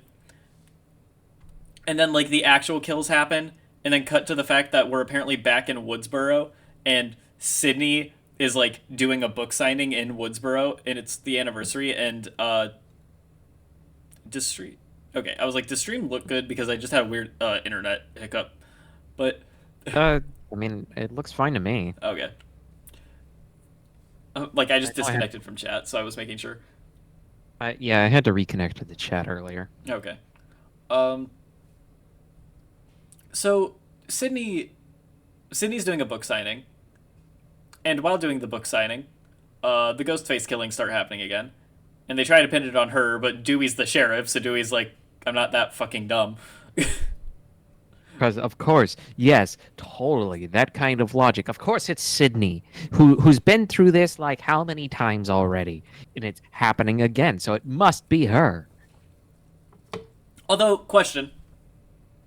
Because we know who the killers are. Maybe if it was the producer or like the publicist that was with Sydney, I could see maybe knowing this. How would they know which car was Sydney's rental in order to put the like bloody posters and the knife and everything in the back of her car to frame her? When she's Yes. been in town for less than a day? Yes. Okay, fair enough. But so yeah, the whole point is like Sydney's back in town, and so like the ghost face killings are happening again. And she's staying with her cousin Jill and her aunt, whose name I don't even fucking care enough to remember, because she's barely in the movie, and dies in the dumbest way possible. So two girls get killed at the beginning. Kirby almost gets them all killed by a semi truck. Uh, this is also where we meet Deputy Judy Hicks. That Boba was not a fan. Oh my God. Okay. So this is just a me thing, but I really like eyes. Okay. Whenever I look at a person, I focus on the eyes. And for the entire fucking movie, her eyes bothered me. Yeah, just the eyes. The eyes were an issue. But like, also her lemon squares taste like ass. Apparently her lemon squares taste like Because ass. also Dewey and Gale are married now because they've had like an on and off relationship the past three movies, and they're finally Or married at the point where the actors were finally divorced in real life. Like task failed successfully, I guess. yes. But uh, and so Gail's helping Dewey with the murder investigation because she's like, "Hey, have you heard the phrase? I wrote the book on this. I literally wrote the book on this. And they made it into movies because the Stab movies are based on off all Gale's books, which are based off Sydney's actual life, which is why she sued. But more kids die, um, including cops and everything, including like that girl that Boba said earlier gets fucking eviscerated, like her intestines are out everywhere, blood's all over the walls and everything.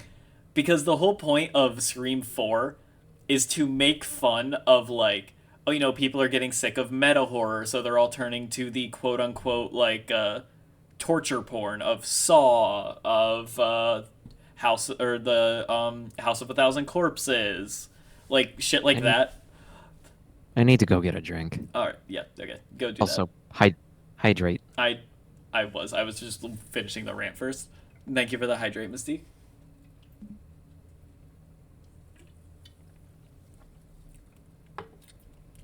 But I'm gonna continue ranting about Scream 4 while Boba's gone because I do not like this movie like the least of all of them. So like more kids die. Then there's the party where they're having a stabathon. Like they're all in this barn just watching Stab, where Gail's at it again, setting up cameras, only to find out that like all of the cameras are just like all there's already more cameras because the killer's making a fucking movie, and then she gets attacked. And apparently, the new rule to surviving a horror movie is you must be gay. So, okay, well, why not? I Because have also obtained the fruit gummy. nice, but yeah. So like, you need to be gay to survive a horror movie, which unfortunately for Gail, she's not gay, so she gets her fucking shit wrecked. But she's not dead. But she is in the hospital with a stab through the shoulder. Uh, Back at Sydney's house, or like back at the house and everything. Uh, Sydney's aunt is like bringing groceries in, or like, hey, help me with groceries. Sydney realizes something's wrong and is like, we need to go get Jill. Because Jill just like left, because Jill is Sydney's cousin, by the way. Jill just like left the house. So they go to get Jill, who's nowhere to be found, and then they find Ghostface at the door. So Sydney and her aunt push against the door to like brace it. The aunt slides down the door to brace it from the bottom, and then fucking dies after getting stabbed through the mail slot. Of course, it's the fucking mail slide. Like, I was gonna question it because there was like no way a knife could get through that kind of fucking door. But of course, it has to be the fucking mail slot. Yeah, you're about to be like, how did they stab through the door? Oh, And it's like, you cheeky fuck. you bastard. um. So the so like that death was just kind of dumb, and then after the like stabbing at the shed, or like at the barn where everyone's having it, the main like cast of kids head to Kirby's house, including a guy who's gonna get double tapped in the worst way possible. Bruh. Am I wrong? No, you're not wrong. Um, Charlie's getting chased around by Ghostface. Jill gets chased around by Ghostface. Like Jill and Sydney get chased around by Ghostface once Sydney shows up. Um, bunch of other people die. Like the guy that's streaming the whole time just gets fucking killed on the front porch, which is really funny. I hope someone was watching the stream and just watched him get killed. That fucking streaming guy, I swear, he annoyed the fuck out of me. Quote from the movie is streaming is going to be the future of entertainment, by the way. Damn. Wonder what, you guys know anything about that? I don't. I don't know what's streaming. I don't know how to do that. But I'm a I just streamer. watched my background video reset because the rain just glitched for a second. That was so good.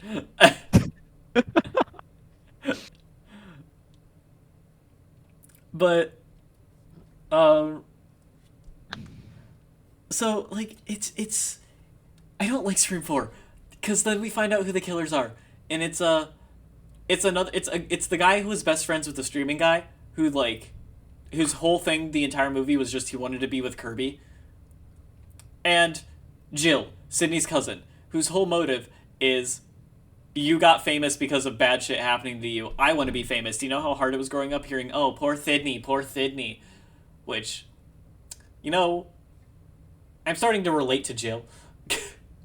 Wow. Dude, you don't understand what it's like to hear like everyone in my family go off about how good all of my cousins are, just for me to basically get told like, "Oh, you're not gonna do any good in your career choice." Jesus. Yeah, I'm starting to relate to Jill. So you know, if a murder spree happens down here, just assume it was me. Um, don't don't assume it was me. Wait, like, Hmm. but Interesting. Andrew's like, I swear to God, someone's gonna be like found dead tomorrow, and you're gonna be like, Lunex. Oh, wow. Lunex capable of hurting someone? But I just hear a Minecraft skeleton. okay. Anyway, um, so like, find out it's her. Her and Sydney get into a fight after the chick shoots some guy in the dick, and then the head. Oh, yeah. He gets Oh, shot in yeah. both heads. He gets shot in both heads. She's like, did you need to shoot him in the dick? Yes. No. Was it funny? Yes. But I'm sure everyone fucking felt that. Everyone felt that. My favorite is like that. So like they end up in the hospital then after Jill also kills the guy, like kills her partner, thinks she kills Sydney, but just like critically wounds her, and then proceeds to fuck herself up around the house because she's trying to blame the murder on other people. So she needs to make it look like, oh, I was also a victim. Which, to be fair, to her credit, she does a very good job at. I will say. Not a good movie for self-harm. Yeah, if self harm triggers you, don't watch Scream 4. If self But harm she doesn't pulled, wait. If self harm doesn't trigger you, don't watch Scream 4. she pulled a lot of wrestling moves. It was like more glass, glass, dive into the glass coffee table. Ram a knife into my shoulder by putting it like right up to my skin and then running into a wall. Yeah, I guess you don't want to use that fucking arm anymore.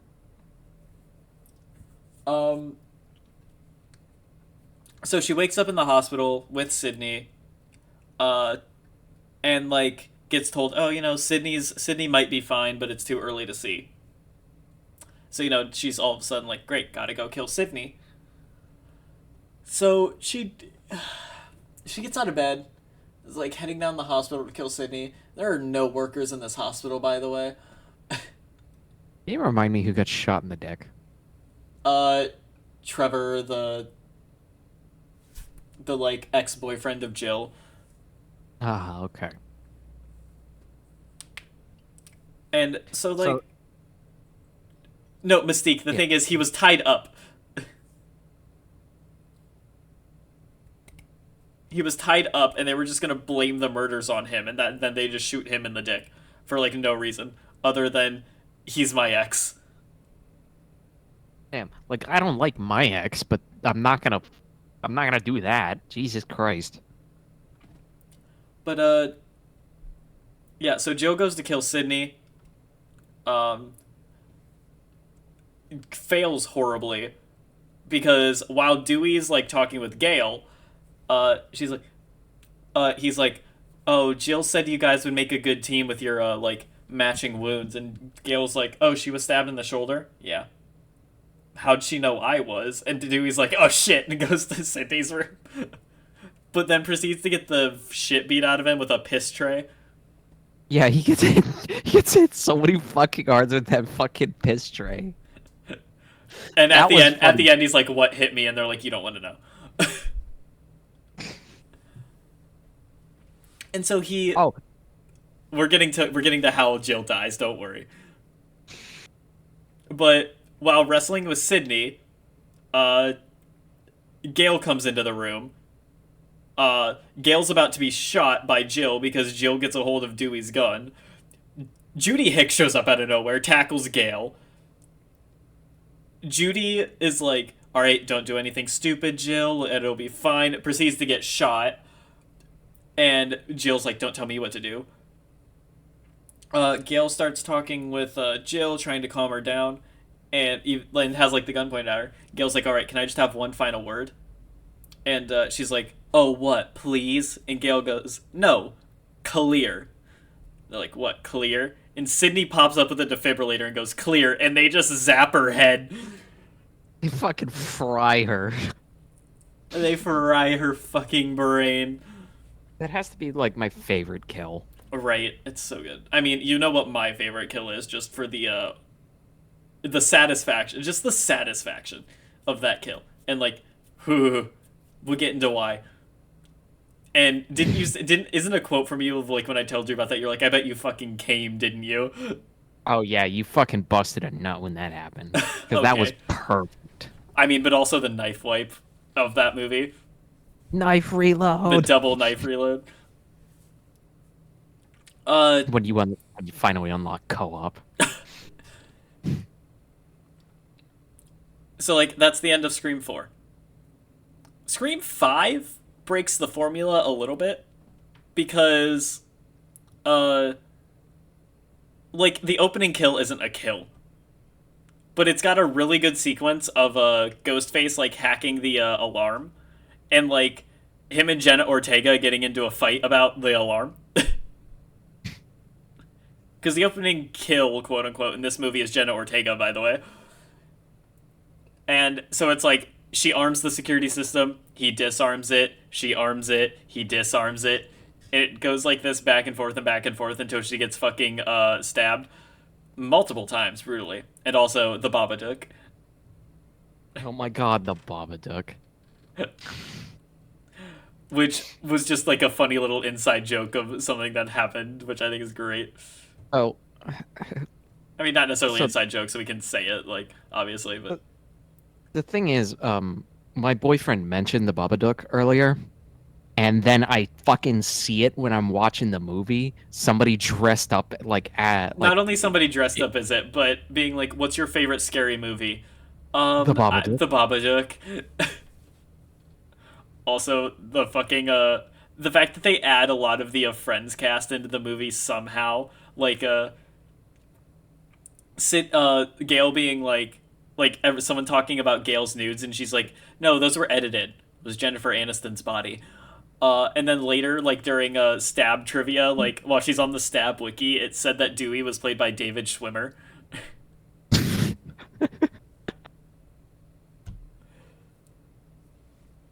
Uh, Man, anybody looking for those Gale deepfakes? the Gale deepfakes.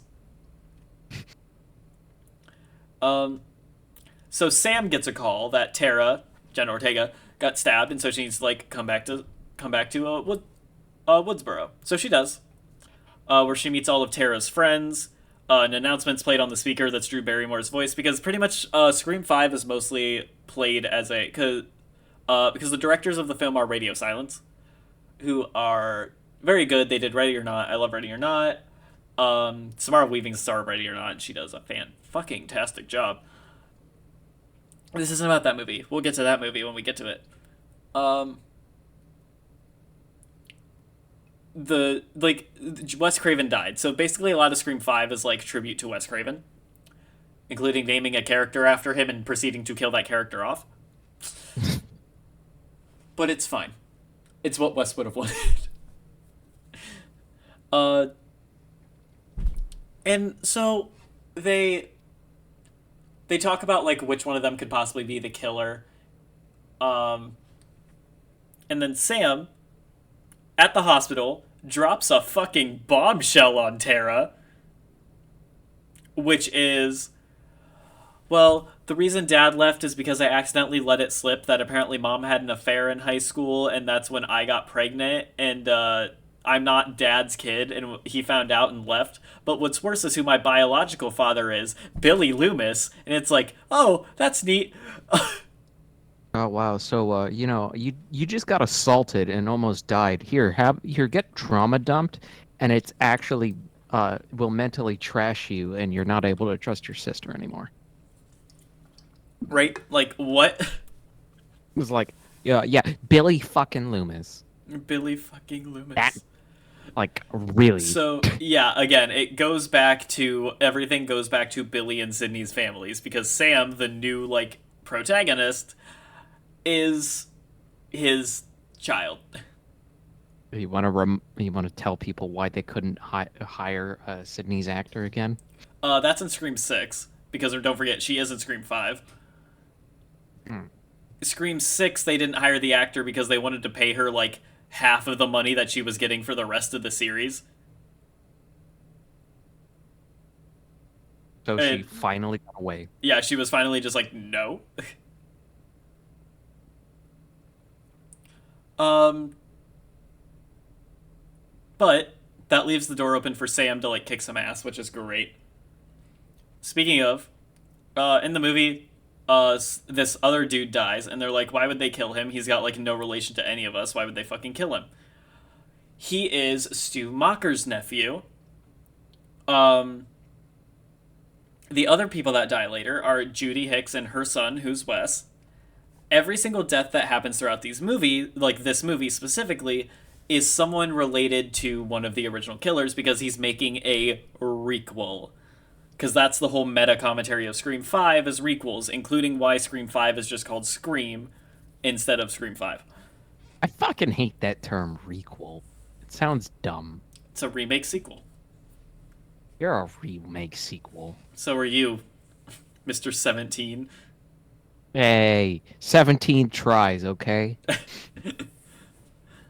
But, The first 16 are somewhere. yeah, find them. We'll have some fun.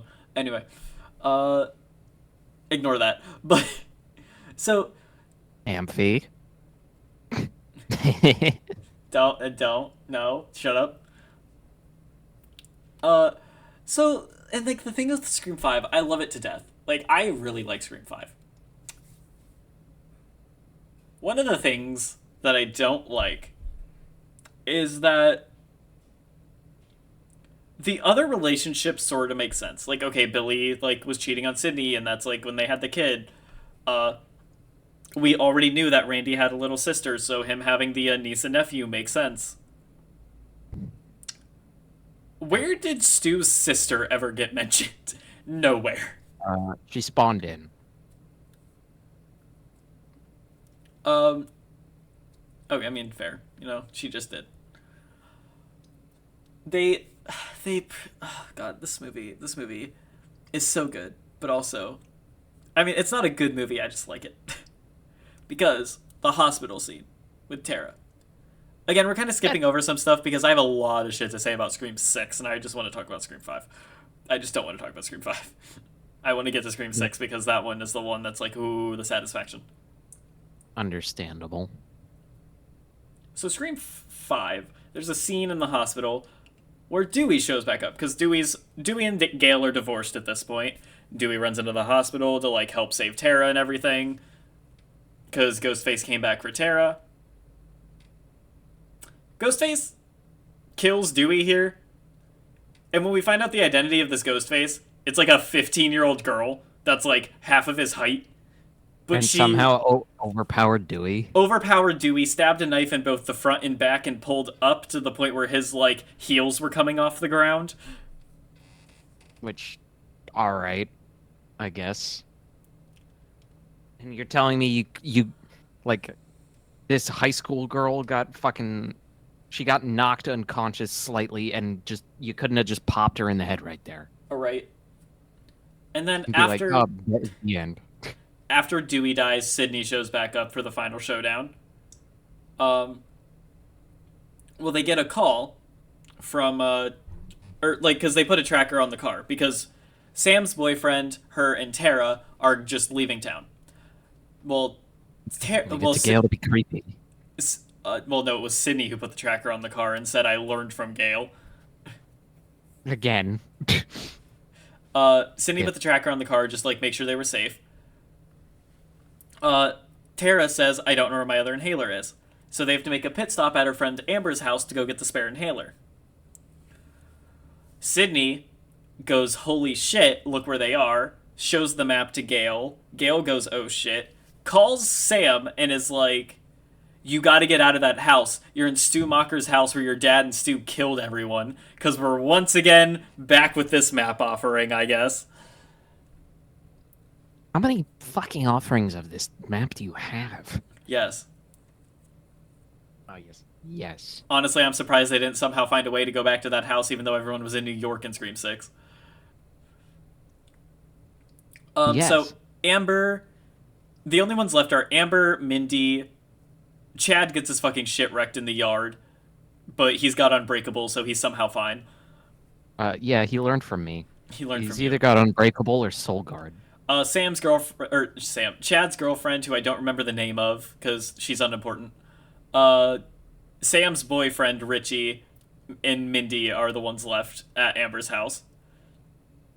They're all upstairs shouting about who could be the killer because Ghostface stabbed Mindy a whole bunch. Sam runs over and tries to like help Mindy. And then everyone walks in on Sam holding a bleeding Mindy and are like, "Oh my god, you're the killer." So it's like Amber, Richie. It's Amber, Richie. No, Richie isn't up here at this point. It's Amber, Chad's girlfriend, and Sam are all the three yelling at each other. And Chad's girlfriend at one point goes, "Fuck you, Amber, I'm not a fucking killer." And like Richie's also suddenly there at this point. Like Richie came back up with beer at one point and dropped it all. Who like goes, "Fuck you, Amber, I'm not a fucking killer." Amber goes, "I know," pulls out a gun and shoots her in the head. Because Ghostface number 1 is here and it's Amber. Uh find out later Ghostface number 2 is Richie. Because he's not actually dating Sam, he's dating Amber and was only dating Sam to get close to her to bring them to the house to like kill him. Ah, yes. Because Good they're logic. upset with how bad the stab movies have gotten and want to make another like thing to be able to have a stab movie based off of them. I fucking hate that logic. That logic is so bad, but it's fine because it gives us good lines like Amber running out to Gale and Sydney. "Fuck! Help! He stabbed me!" "What do you think? Trap? Trap." Like they're so done with this shit. And then she was like, "Fuck it," and fires and hits one of them. Yeah, starts firing into hits Gale.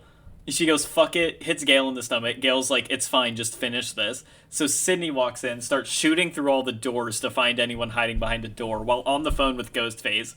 My favorite point is halfway through the conversation just goes, "I'm bored," and hangs up.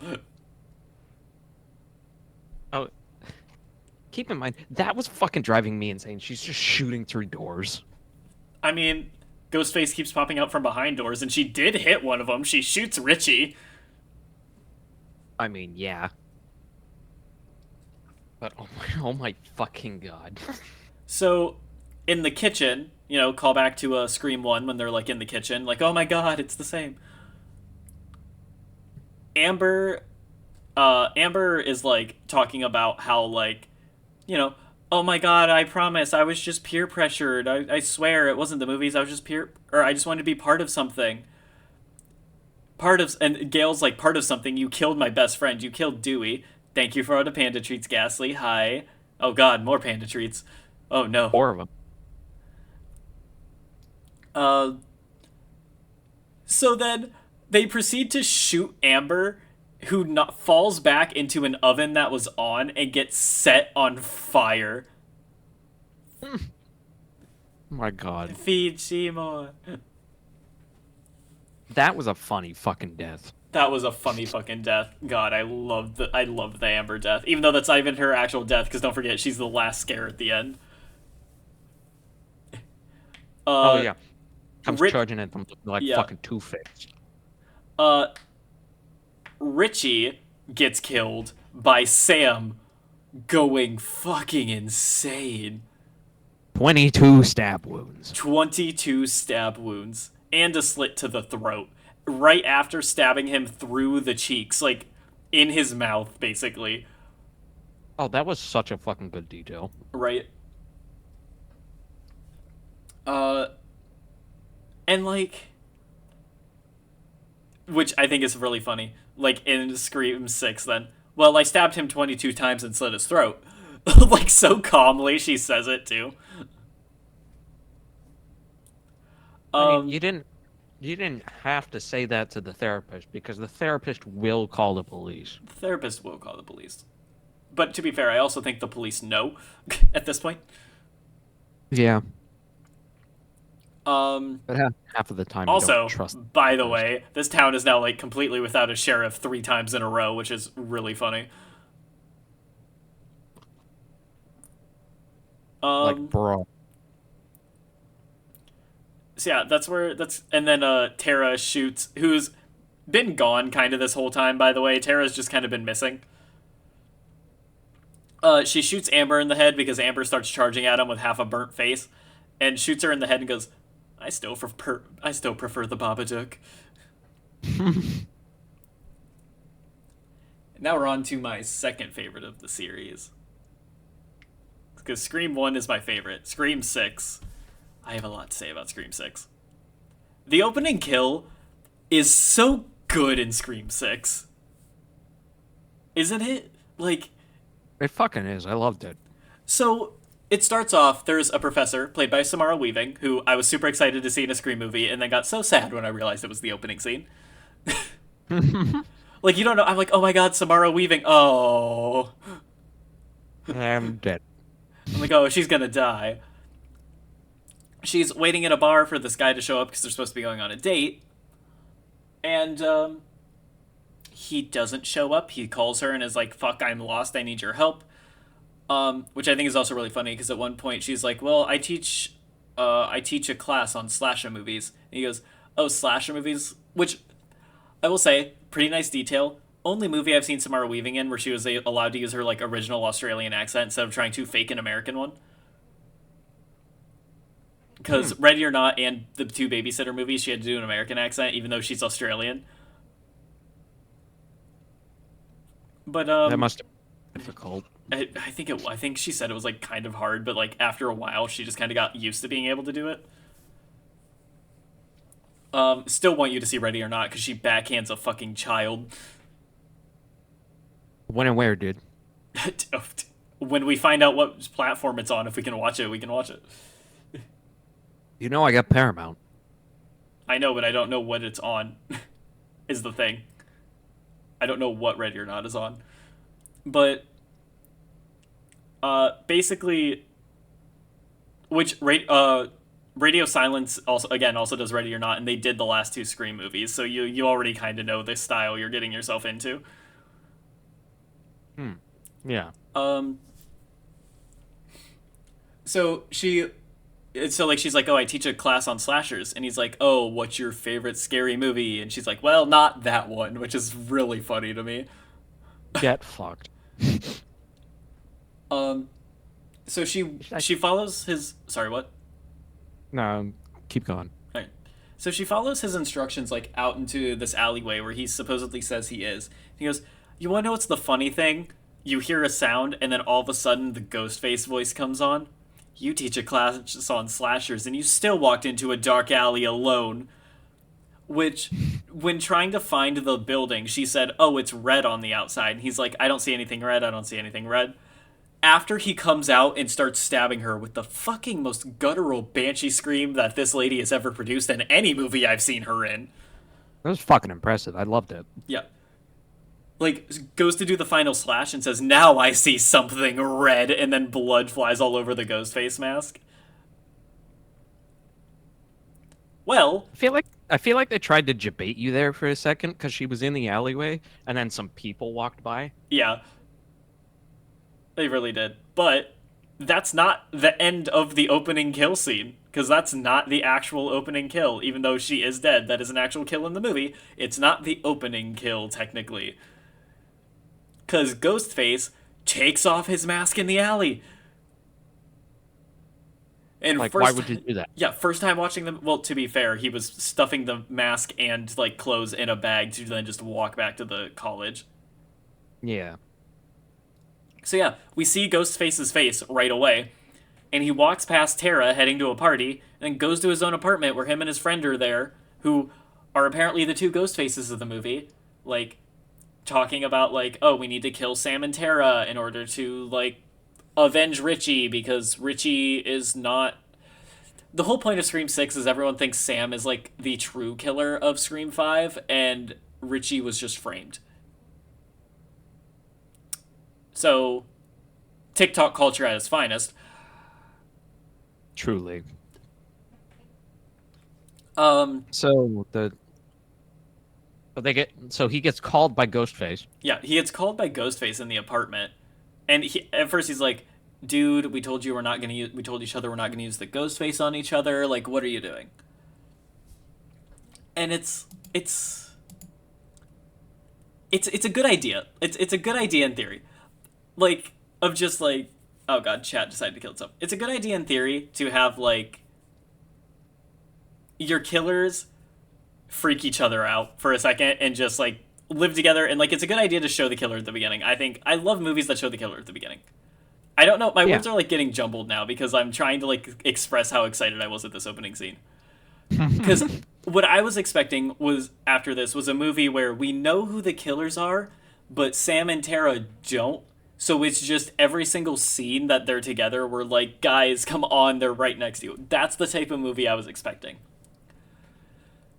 But he Well, pulls a fast one on you. he pulls a fast one on you because eventually Ghostface starts playing hot and cold with him, and he opens the fridge after finding out that's where it's supposed to be. Finds the other guy who's supposed to be the other Ghostface dead in the fridge with his like head cut off and everything. And That Ghostface was comes up, amazing. yeah, and Ghostface comes up behind him and kills him, and that's the actual opening scene. That's the opening kill. So our opening kill of the movie was a Ghostface killing two other Ghostfaces. Dude, there are so many ghost faces in this movie. I actually get to pick my favorite one. I know, right? And I'm assuming it wasn't either of the ones from the beginning because they were both little bitches. You know exactly which one it is. It's gas station Ghostface. Gas station Ghostface. I think that one was Ethan. Oh shit. Amphi, if you're Yeah. still here. Amphi, if you're Amphi. still here. Amphi. Ampy. Ampy. You know what you sound like? Thank you, Amphi. The fucking lady from Sweeney Todd. Mischief! Mischief! My God. Took him out back. Amphi is gas station Ghostface. Yeah, gas station Ghostface. Let's go. Which isn't even a gas station, it's just a convenience store, but it looks like a gas station. Um, but, so, we'll get to the gas station scene. But, Sam gets called, or, first off, Sam tases a guy in the balls because he was, like, basically taking a drunken Tara upstairs and being like, hey, I got some extra fireball in my room if you want to go. And everyone's Oh. like, Tara, don't do it. And Sam shows up and just tases the guy in the balls. Also, Tara, really? You would do that for a fireball? Like, come on. Okay. Also the fucking taser to the nuts. Jesus. That's when Sam gets attacked by some people on the street, just basically, like, just gets a drink thrown at her and being like, oh my god, you're a murderer. Look what you did to Richie. And she's like, I was being murdered. What do you mean? But, like, it's, they end up back at the room, or, like, they're in the apartment now where they meet, like, we meet Quinn, who keeps talking to Sam about like, oh, go hook up with the guy across the street. I think they just call him Cute Boy. Oh yeah, good Go meet boy. up with Cute Boy. And Sam's like, I'm not ready for that kind of relationship. Except she's secretly dating Cute Boy already. She just doesn't want everyone to know it yet. Which is all right, I guess. Way to be a fucking high schooler, I guess. Yeah, and uh, Chad and Tara start having this sort of relationship. Like it's not an actual like relationship yet. They're just getting like really flirty with each other. Um, Mindy now has a girlfriend, Danica, who I really liked. Danica was great. Um, and there's Ethan, who's in film studies with Chad. Hmm. But Is it always? Why is it always the film it's crew? always the film. It's always the film crew. But I don't even remember if it was film studies. Yeah, I just know he has like classes with Chad and his Chad's roommate too.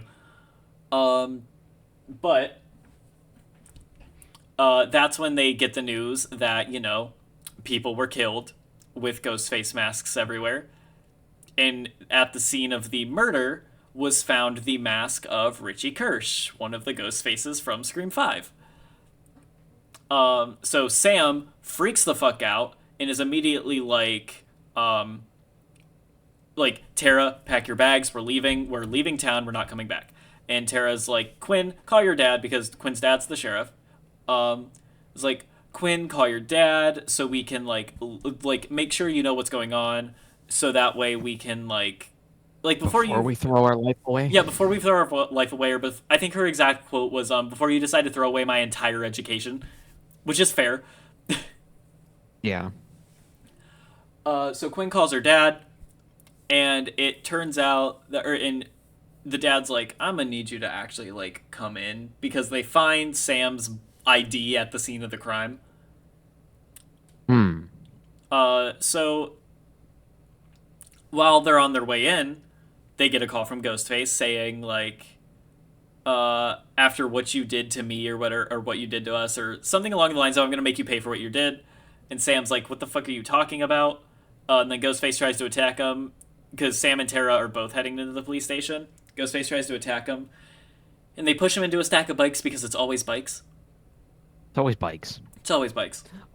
Also, the ghost faces in this movie have a new habit of leaving the masks behind in a specific order.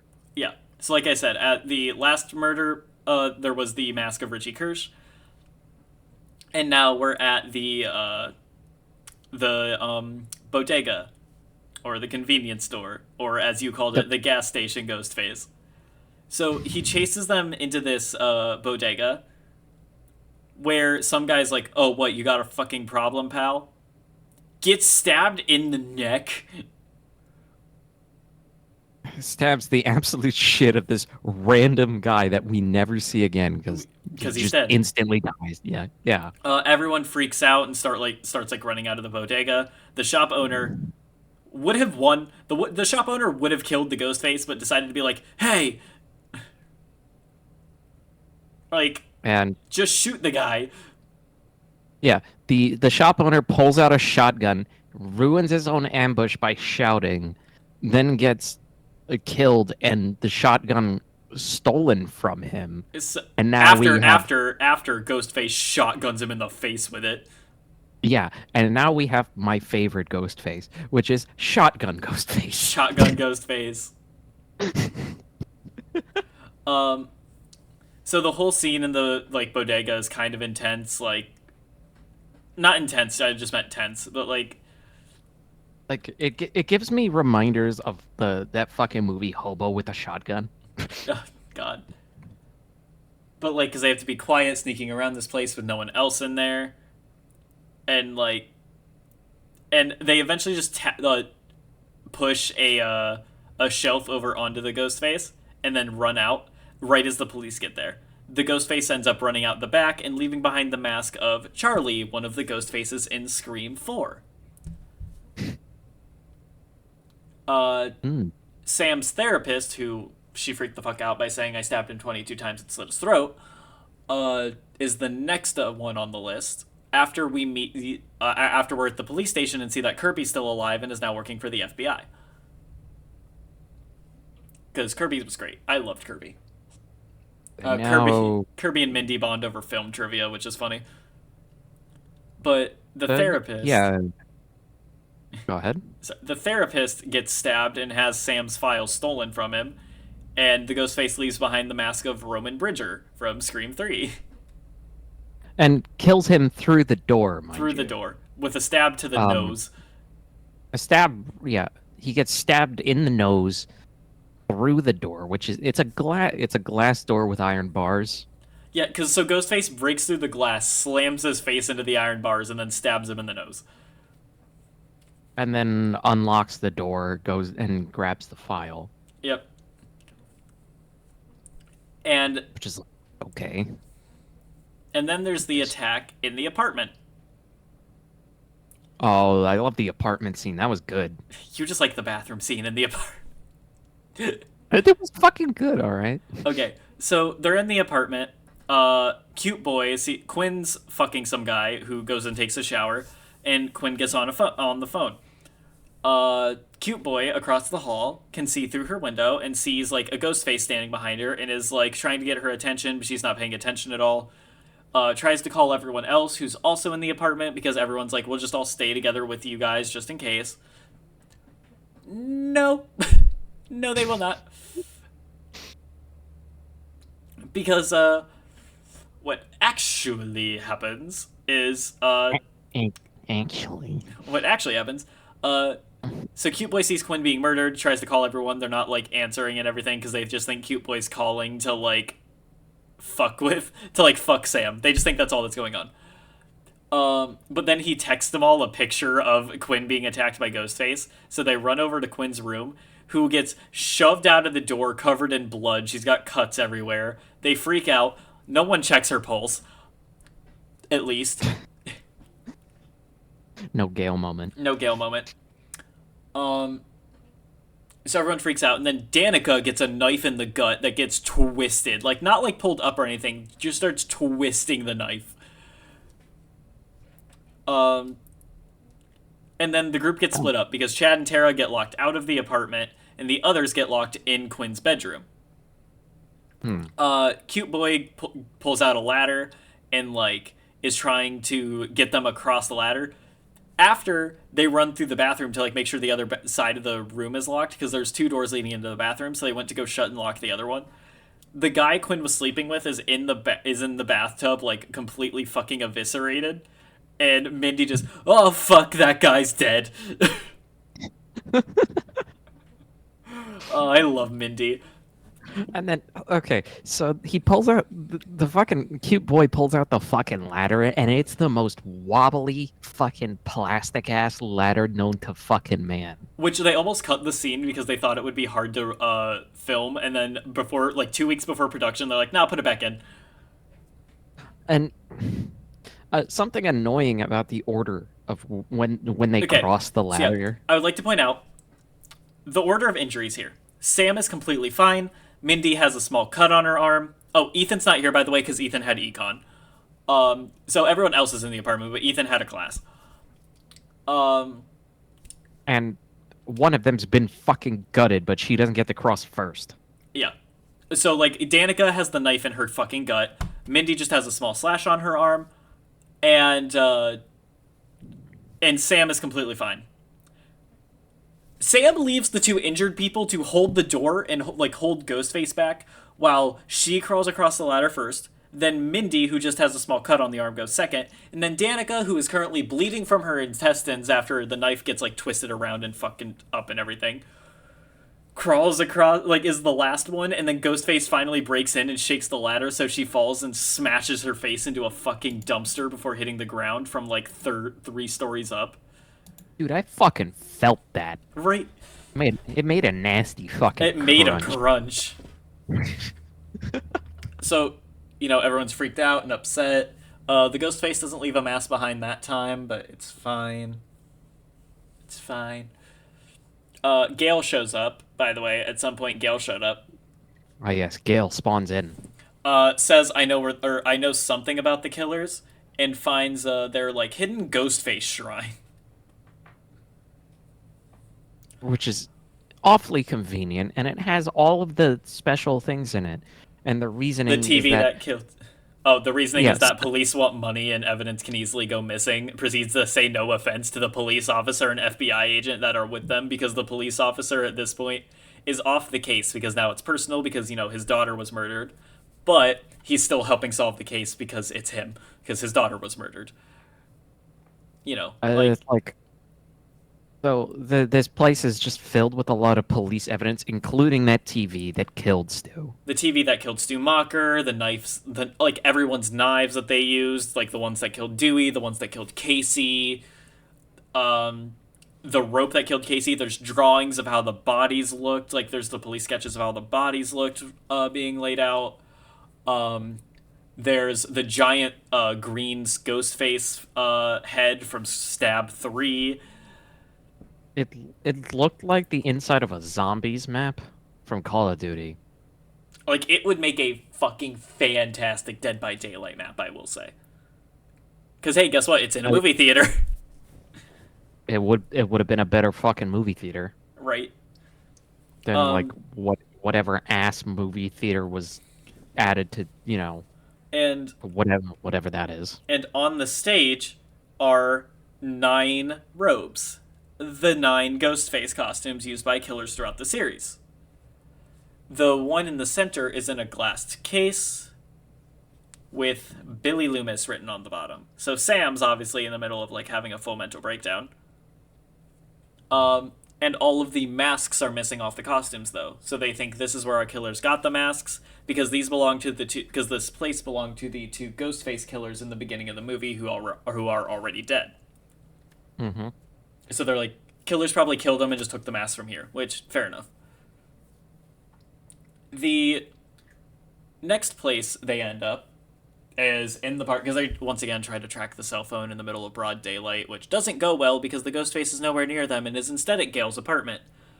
And then there's the Gale scene. The Gail scene where Ghostface murders her new husband. She trips Ghostface with a fucking plant, which is really And funny. Oh, the fun sorry. she does pull out she does manage to escape long enough to fumble her gun safe and pull out a handgun, Yeah, and then but she starts shooting through doors again. but I would also like to point out when Ghostface calls her, he says something that's really true, and it's really funny that it took them this long to do it. Strange that you and I have never once spoken on the phone. It's like, how do you go this long without talking to Gail Weathers on the phone? Yes. Also, funny thing about this whole scene, Gail wears shoes inside her house. I mean, she's Like, fine. what a nasty bitch. Like full on tennis shoes, just chilling on the couch. But um, Gail eventually shoots, like calls, or at one point during the call, she's like, "Hold, please," and the ghost face. You right before she hangs up, you hear him go, "What?" And she hangs up on him and calls the phone number back so she can find out where he's hiding. Shoots through the fucking door and hits him a few times, but then gets distracted enough, or like walks towards the door instead of just like still standing back from it to shoot again. That Ghostface runs out, tackles her, and almost kills her before Sam and Tara show up. But obviously ruins the element of surprise because Sam once again just yells out, "Hey!" Like, why do you shout? You ruin the Yeah. ambush again. Yep, because why not? But Gale survives because you can't kill Gale Weathers like that. But now we get the scene where they all decide to go to back to the theater and like basically turn it into a death cage for the Ghostface. Well, they think that like the Ghostface are going to track them there, and then just like it'll be a good final showdown place is like in the theater with all the Ghostface stuff. Which why would you ever go to their like hideout in order to kill them? That's a dumb fucking plan.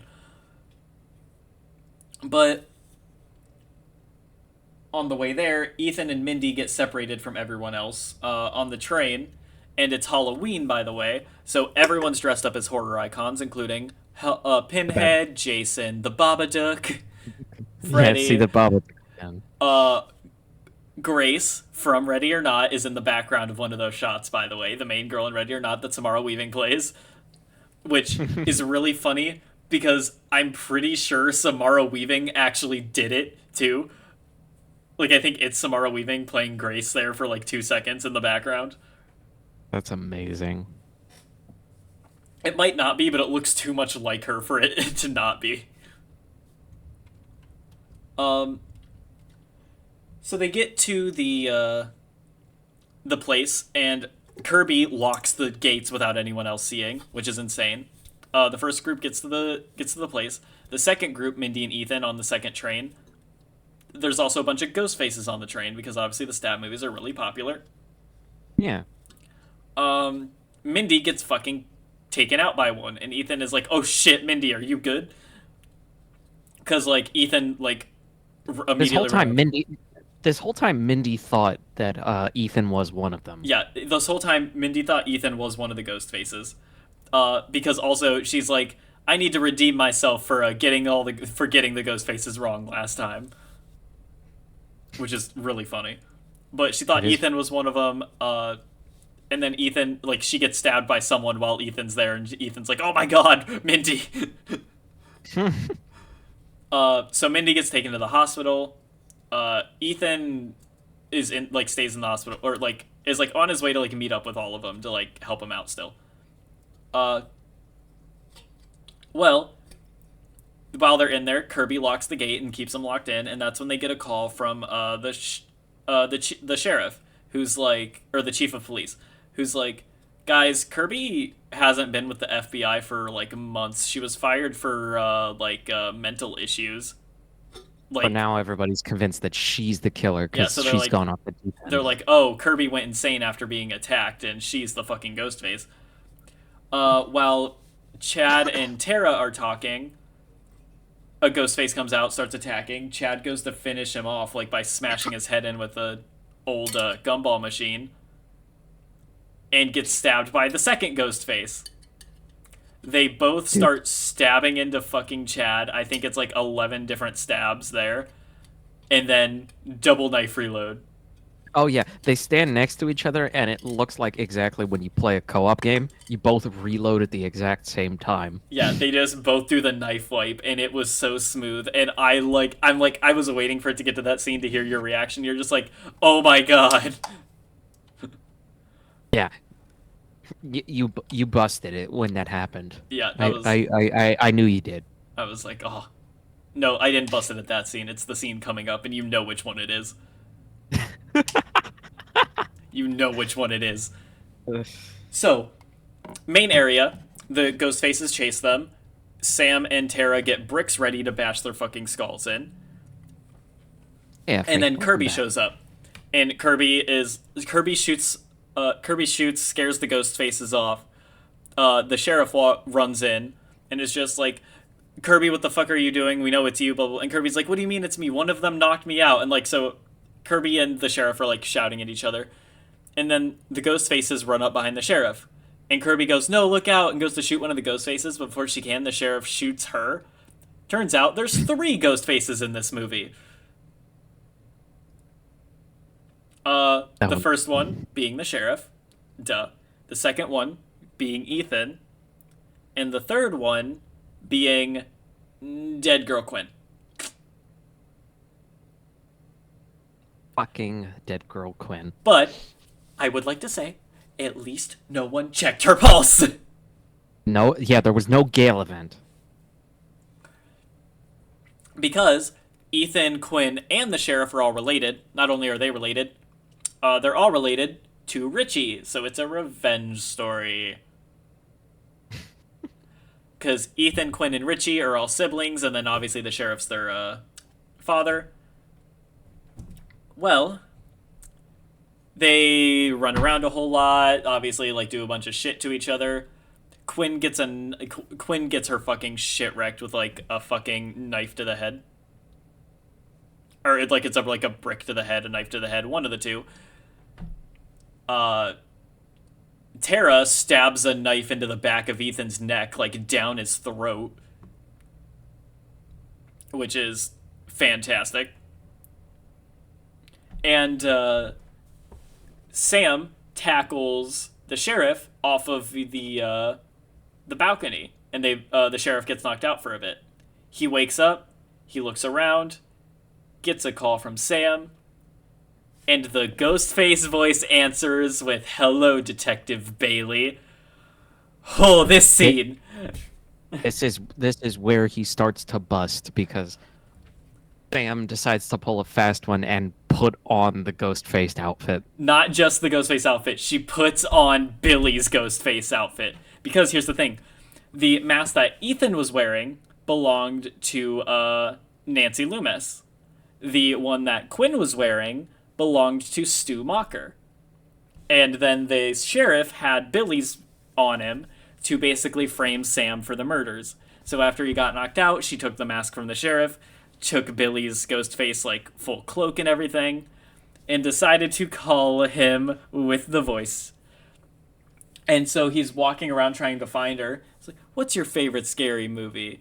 And so he's like trying to find it. He finds it really funny at first. And then he walks onto the stage and sees that the outfit's gone and goes, "Oh, so you put on your true face." And she's like, so it basically explains, like, "Oh, who do you think they're gonna believe? The child of a killer, or the like or like the chief detective?" Saying, "Probably whichever one's still alive." And in the Ghostface outfit, runs onto the stage and stabs him almost, if not more times than Richie, while She's getting wearing she's getting, she's getting really good at that. She is. And while wearing the Ghostface outfit of her father, the original killer. And it is such a good scene. I love that scene to death. I could talk about that scene just for hours by itself. Because again, the fact of I started I started watching these movies around. I mean, obviously not when 3 came out, but it was before or around the time that 4 came out. So and remember how like 11 years between the like creation of 4 and 5. Yeah. So it's like it's the thing of like, obviously I wasn't there since the beginning, but it was still that feeling of like, I love these movies, to the point where like waiting for a new one to come out was just like torture. So it's fine. I bet you're excited for 7 then. Well, I don't know, because obviously now I don't know like what they're planning on doing with 7, since they had to fire the lady who played Sam. Well.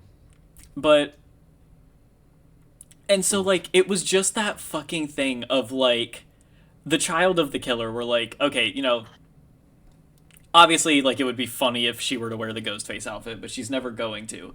For it to reveal that she is by having him answer a call from her with the ghost face voice going off. What? Like, it definitely took me off guard. I really liked that scene because I was kind of expecting him to get stabbed when he ran out of ammo because he was using a revolver in that scene. Yeah. And he went through like three or four shots. So he had at least two or three bullets left. If it was a 6-shooter, he would have had like 2 bullets left. I was expecting him to run out of ammo, but no, she just fucking jumped him. Yeah. She just jumped him, they go over the banister, and when he comes to a little while later, just the "Hello, Detective Bailey." Oh. That was so fucking cool. It was so good. But he doesn't die from all the stabs. So that's when like Sam takes off the mask and is like, "My father was a killer," or "I'm not like him," or like however she fucking phrased it. Looks over at Tara, who's now standing next to her, and Tara's just like, "Eh." And so Sam's like, "Yeah, you're right." Looks back at him. "But you did fuck with our family." Knife through the eye. Right through the fucking eye. That was brutal. I love that. And it's like, oh, it's so good. It's so fucking good. Oh, that scene. I'm sorry, I love that scene so much. Also, Uh, no you, Afri. yeah, no you, Afri. But like, oh god, I love that scene. And like, so then you get to the end, and Sam still has her dad's mask on her. We find out Chad's alive again because new Dewey, I guess. So can't wait for Scream 10 for him to inevitably fucking die. Man, just spawns in again. But they like and so like right before it fucking or I also like that Mindy shows up. Guys. I figured out who the killers are. It's it's Detective Bailey and Ethan and Quinn. And Quinn. And And Quinn. And Quinn. I like how she, like, at the end of the movie, she just drops the fucking mask in the middle of the street, and Yeah, the she cops just walk right by it. Yeah, Like, the cops are just like, that's fine. like, well, yeah, those are fucking New York cops for you. Those are New York cops. But yeah, also they fired the lady who played Sam because she started tweeting like, you know, basically anti-Palestine stuff, and It was interesting. it was interesting. And then I love that Um, that's also when Jenna Ortega was just like, I'm gonna just back away from this. I'm gonna go work on Wednesday again. Bye guys. yeah, go work on Wednesday. Look, the thing is, I'm terrible with horror, but I didn't feel scared at all while watching these slashers. Because here's the thing, to me slashers aren't scary, they're just like the fun, like, oh, who's the killer, or just like who's gonna die in like the funny ways. Like, I don't get scared at slashers. It's like it's more shit like the Babadook that scares me. I mean, the Babadook isn't scary, I just was trying to point out the type of movie. I mean, my boyfriend told me not to watch The Babadook because, again, I'm terrible with horror. So Terrible with horror, and also the whole message is about like being able to deal with grief. that's not easy. Yeah. Though I But can't wait to see Myers when we watch that shit. I know, I'm trying to figure out which one I want to watch next with you, because like I said, I want to watch Nightmare just because those ones are ridiculous. But I also want to watch Friday the 13th just to get them out of the way because those ones eventually get so fucking ridiculous. I want to watch Chucky Man, because I want to see a reaction to Creepy Little Doll Man. I fucking hate Chucky, dude. But I do want to see Mickle. Maybe we'll watch Halloween well after Terminator because that's our plan. Terminator first. Oh And then yeah, yeah. We gotta go watch Terminator and show you the kind of movies I watch. yeah. I'll be So back. who knows, guys? That might be a topic one of these times. Is the Terminator movies? Um. You can, and I can fucking nerd out about how much I fucking love Arnold. So yeah, that's those are the plots of all the Screams. How do you feel about each of them like on their own? I, I mean, they definitely gave me enough suspense to keep me interested. I really fucking loved them. That was cool.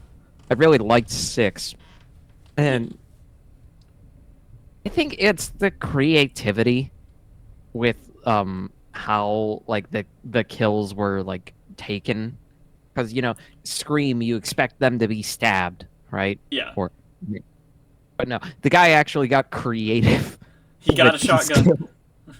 He got a shotgun. He used a garage door. Like I'm like talking about like all of the movies in Yeah. general. Yeah. Like Shotgun, hang garage door. hang him from a tree, that kind of thing is absolutely just insane. I Oh yeah. So what I was gonna say, sorry. Here's how they settled on Ghostface's design. They didn't. Um. So they were trying to figure out what he should look like, and I will show you some of those concept sketches if I find those images again, because some of them are ridiculous. motherfuckers just like got a Party City mask and decided to use it. They went to Stu's house. Like they went to the set for Stu's house, right? And were like Yeah. scoping it out as a location to film. And in the bedroom, the mask was hanging on the side of a bed, and they're like, that would be perfect. If you go back and watch the Casey Becker scene, a lot of the times you'll notice the mask is like slightly off because before they got permission, like they were trying to track down the people who made the mask to like get permission to use it and like pay to use it and everything. Um, they made their own version that was different enough that it could like avoid copyright if they needed to. So you'll notice in the first scene, the mask is like kind of messed up, and but they eventually managed to track down Fun World Entertainment, who's the people that made the mask, and he's like, "Yeah, sure, as long as you say Ghost Jesus Christ." As long as you say like ghost face courtesy of Fun World and send $100 because they weren't expecting this to be a big thing and now look at it. Oh my god, not both of you. Oh, both of you, really? Okay. But yeah, everybody should follow and subscribe to Lunex, by the way. Oh god. Well, here's where I have to end. I wasn't expecting it to be here already. Fuck. Food has suddenly arrived, but at least we got through the movie discussion. I mean, we made it to like Oh god. 2 hours and 40, so. Yeah. But thank you for joining us for our first episode of the Mod Shop. It was very fun, and next one will be next week on Boba's channel, where Boba has decided what nostalgia you said. Yeah, nostalgia, mainly about video games, but anything nostalgic counts. So yeah, get the raid message going, and we're gonna. Oh my god, what? Subscribe, you say? No, I didn't have my alerts on. Oh my god. Daz, God, guys, don't, please, don't do this to me. Thank you, Daz. Oh my god, thank you guys. We're gonna raid Miano because I have to like hurry up and do this. Oh my god. I'm sorry. I wish I could like actually like stay and thank you guys more and like do a proper outro, but I can't. But bye guys. Thank you so much for subscriing, though. Yeah, I'll see thank you so guys much. later. Bye.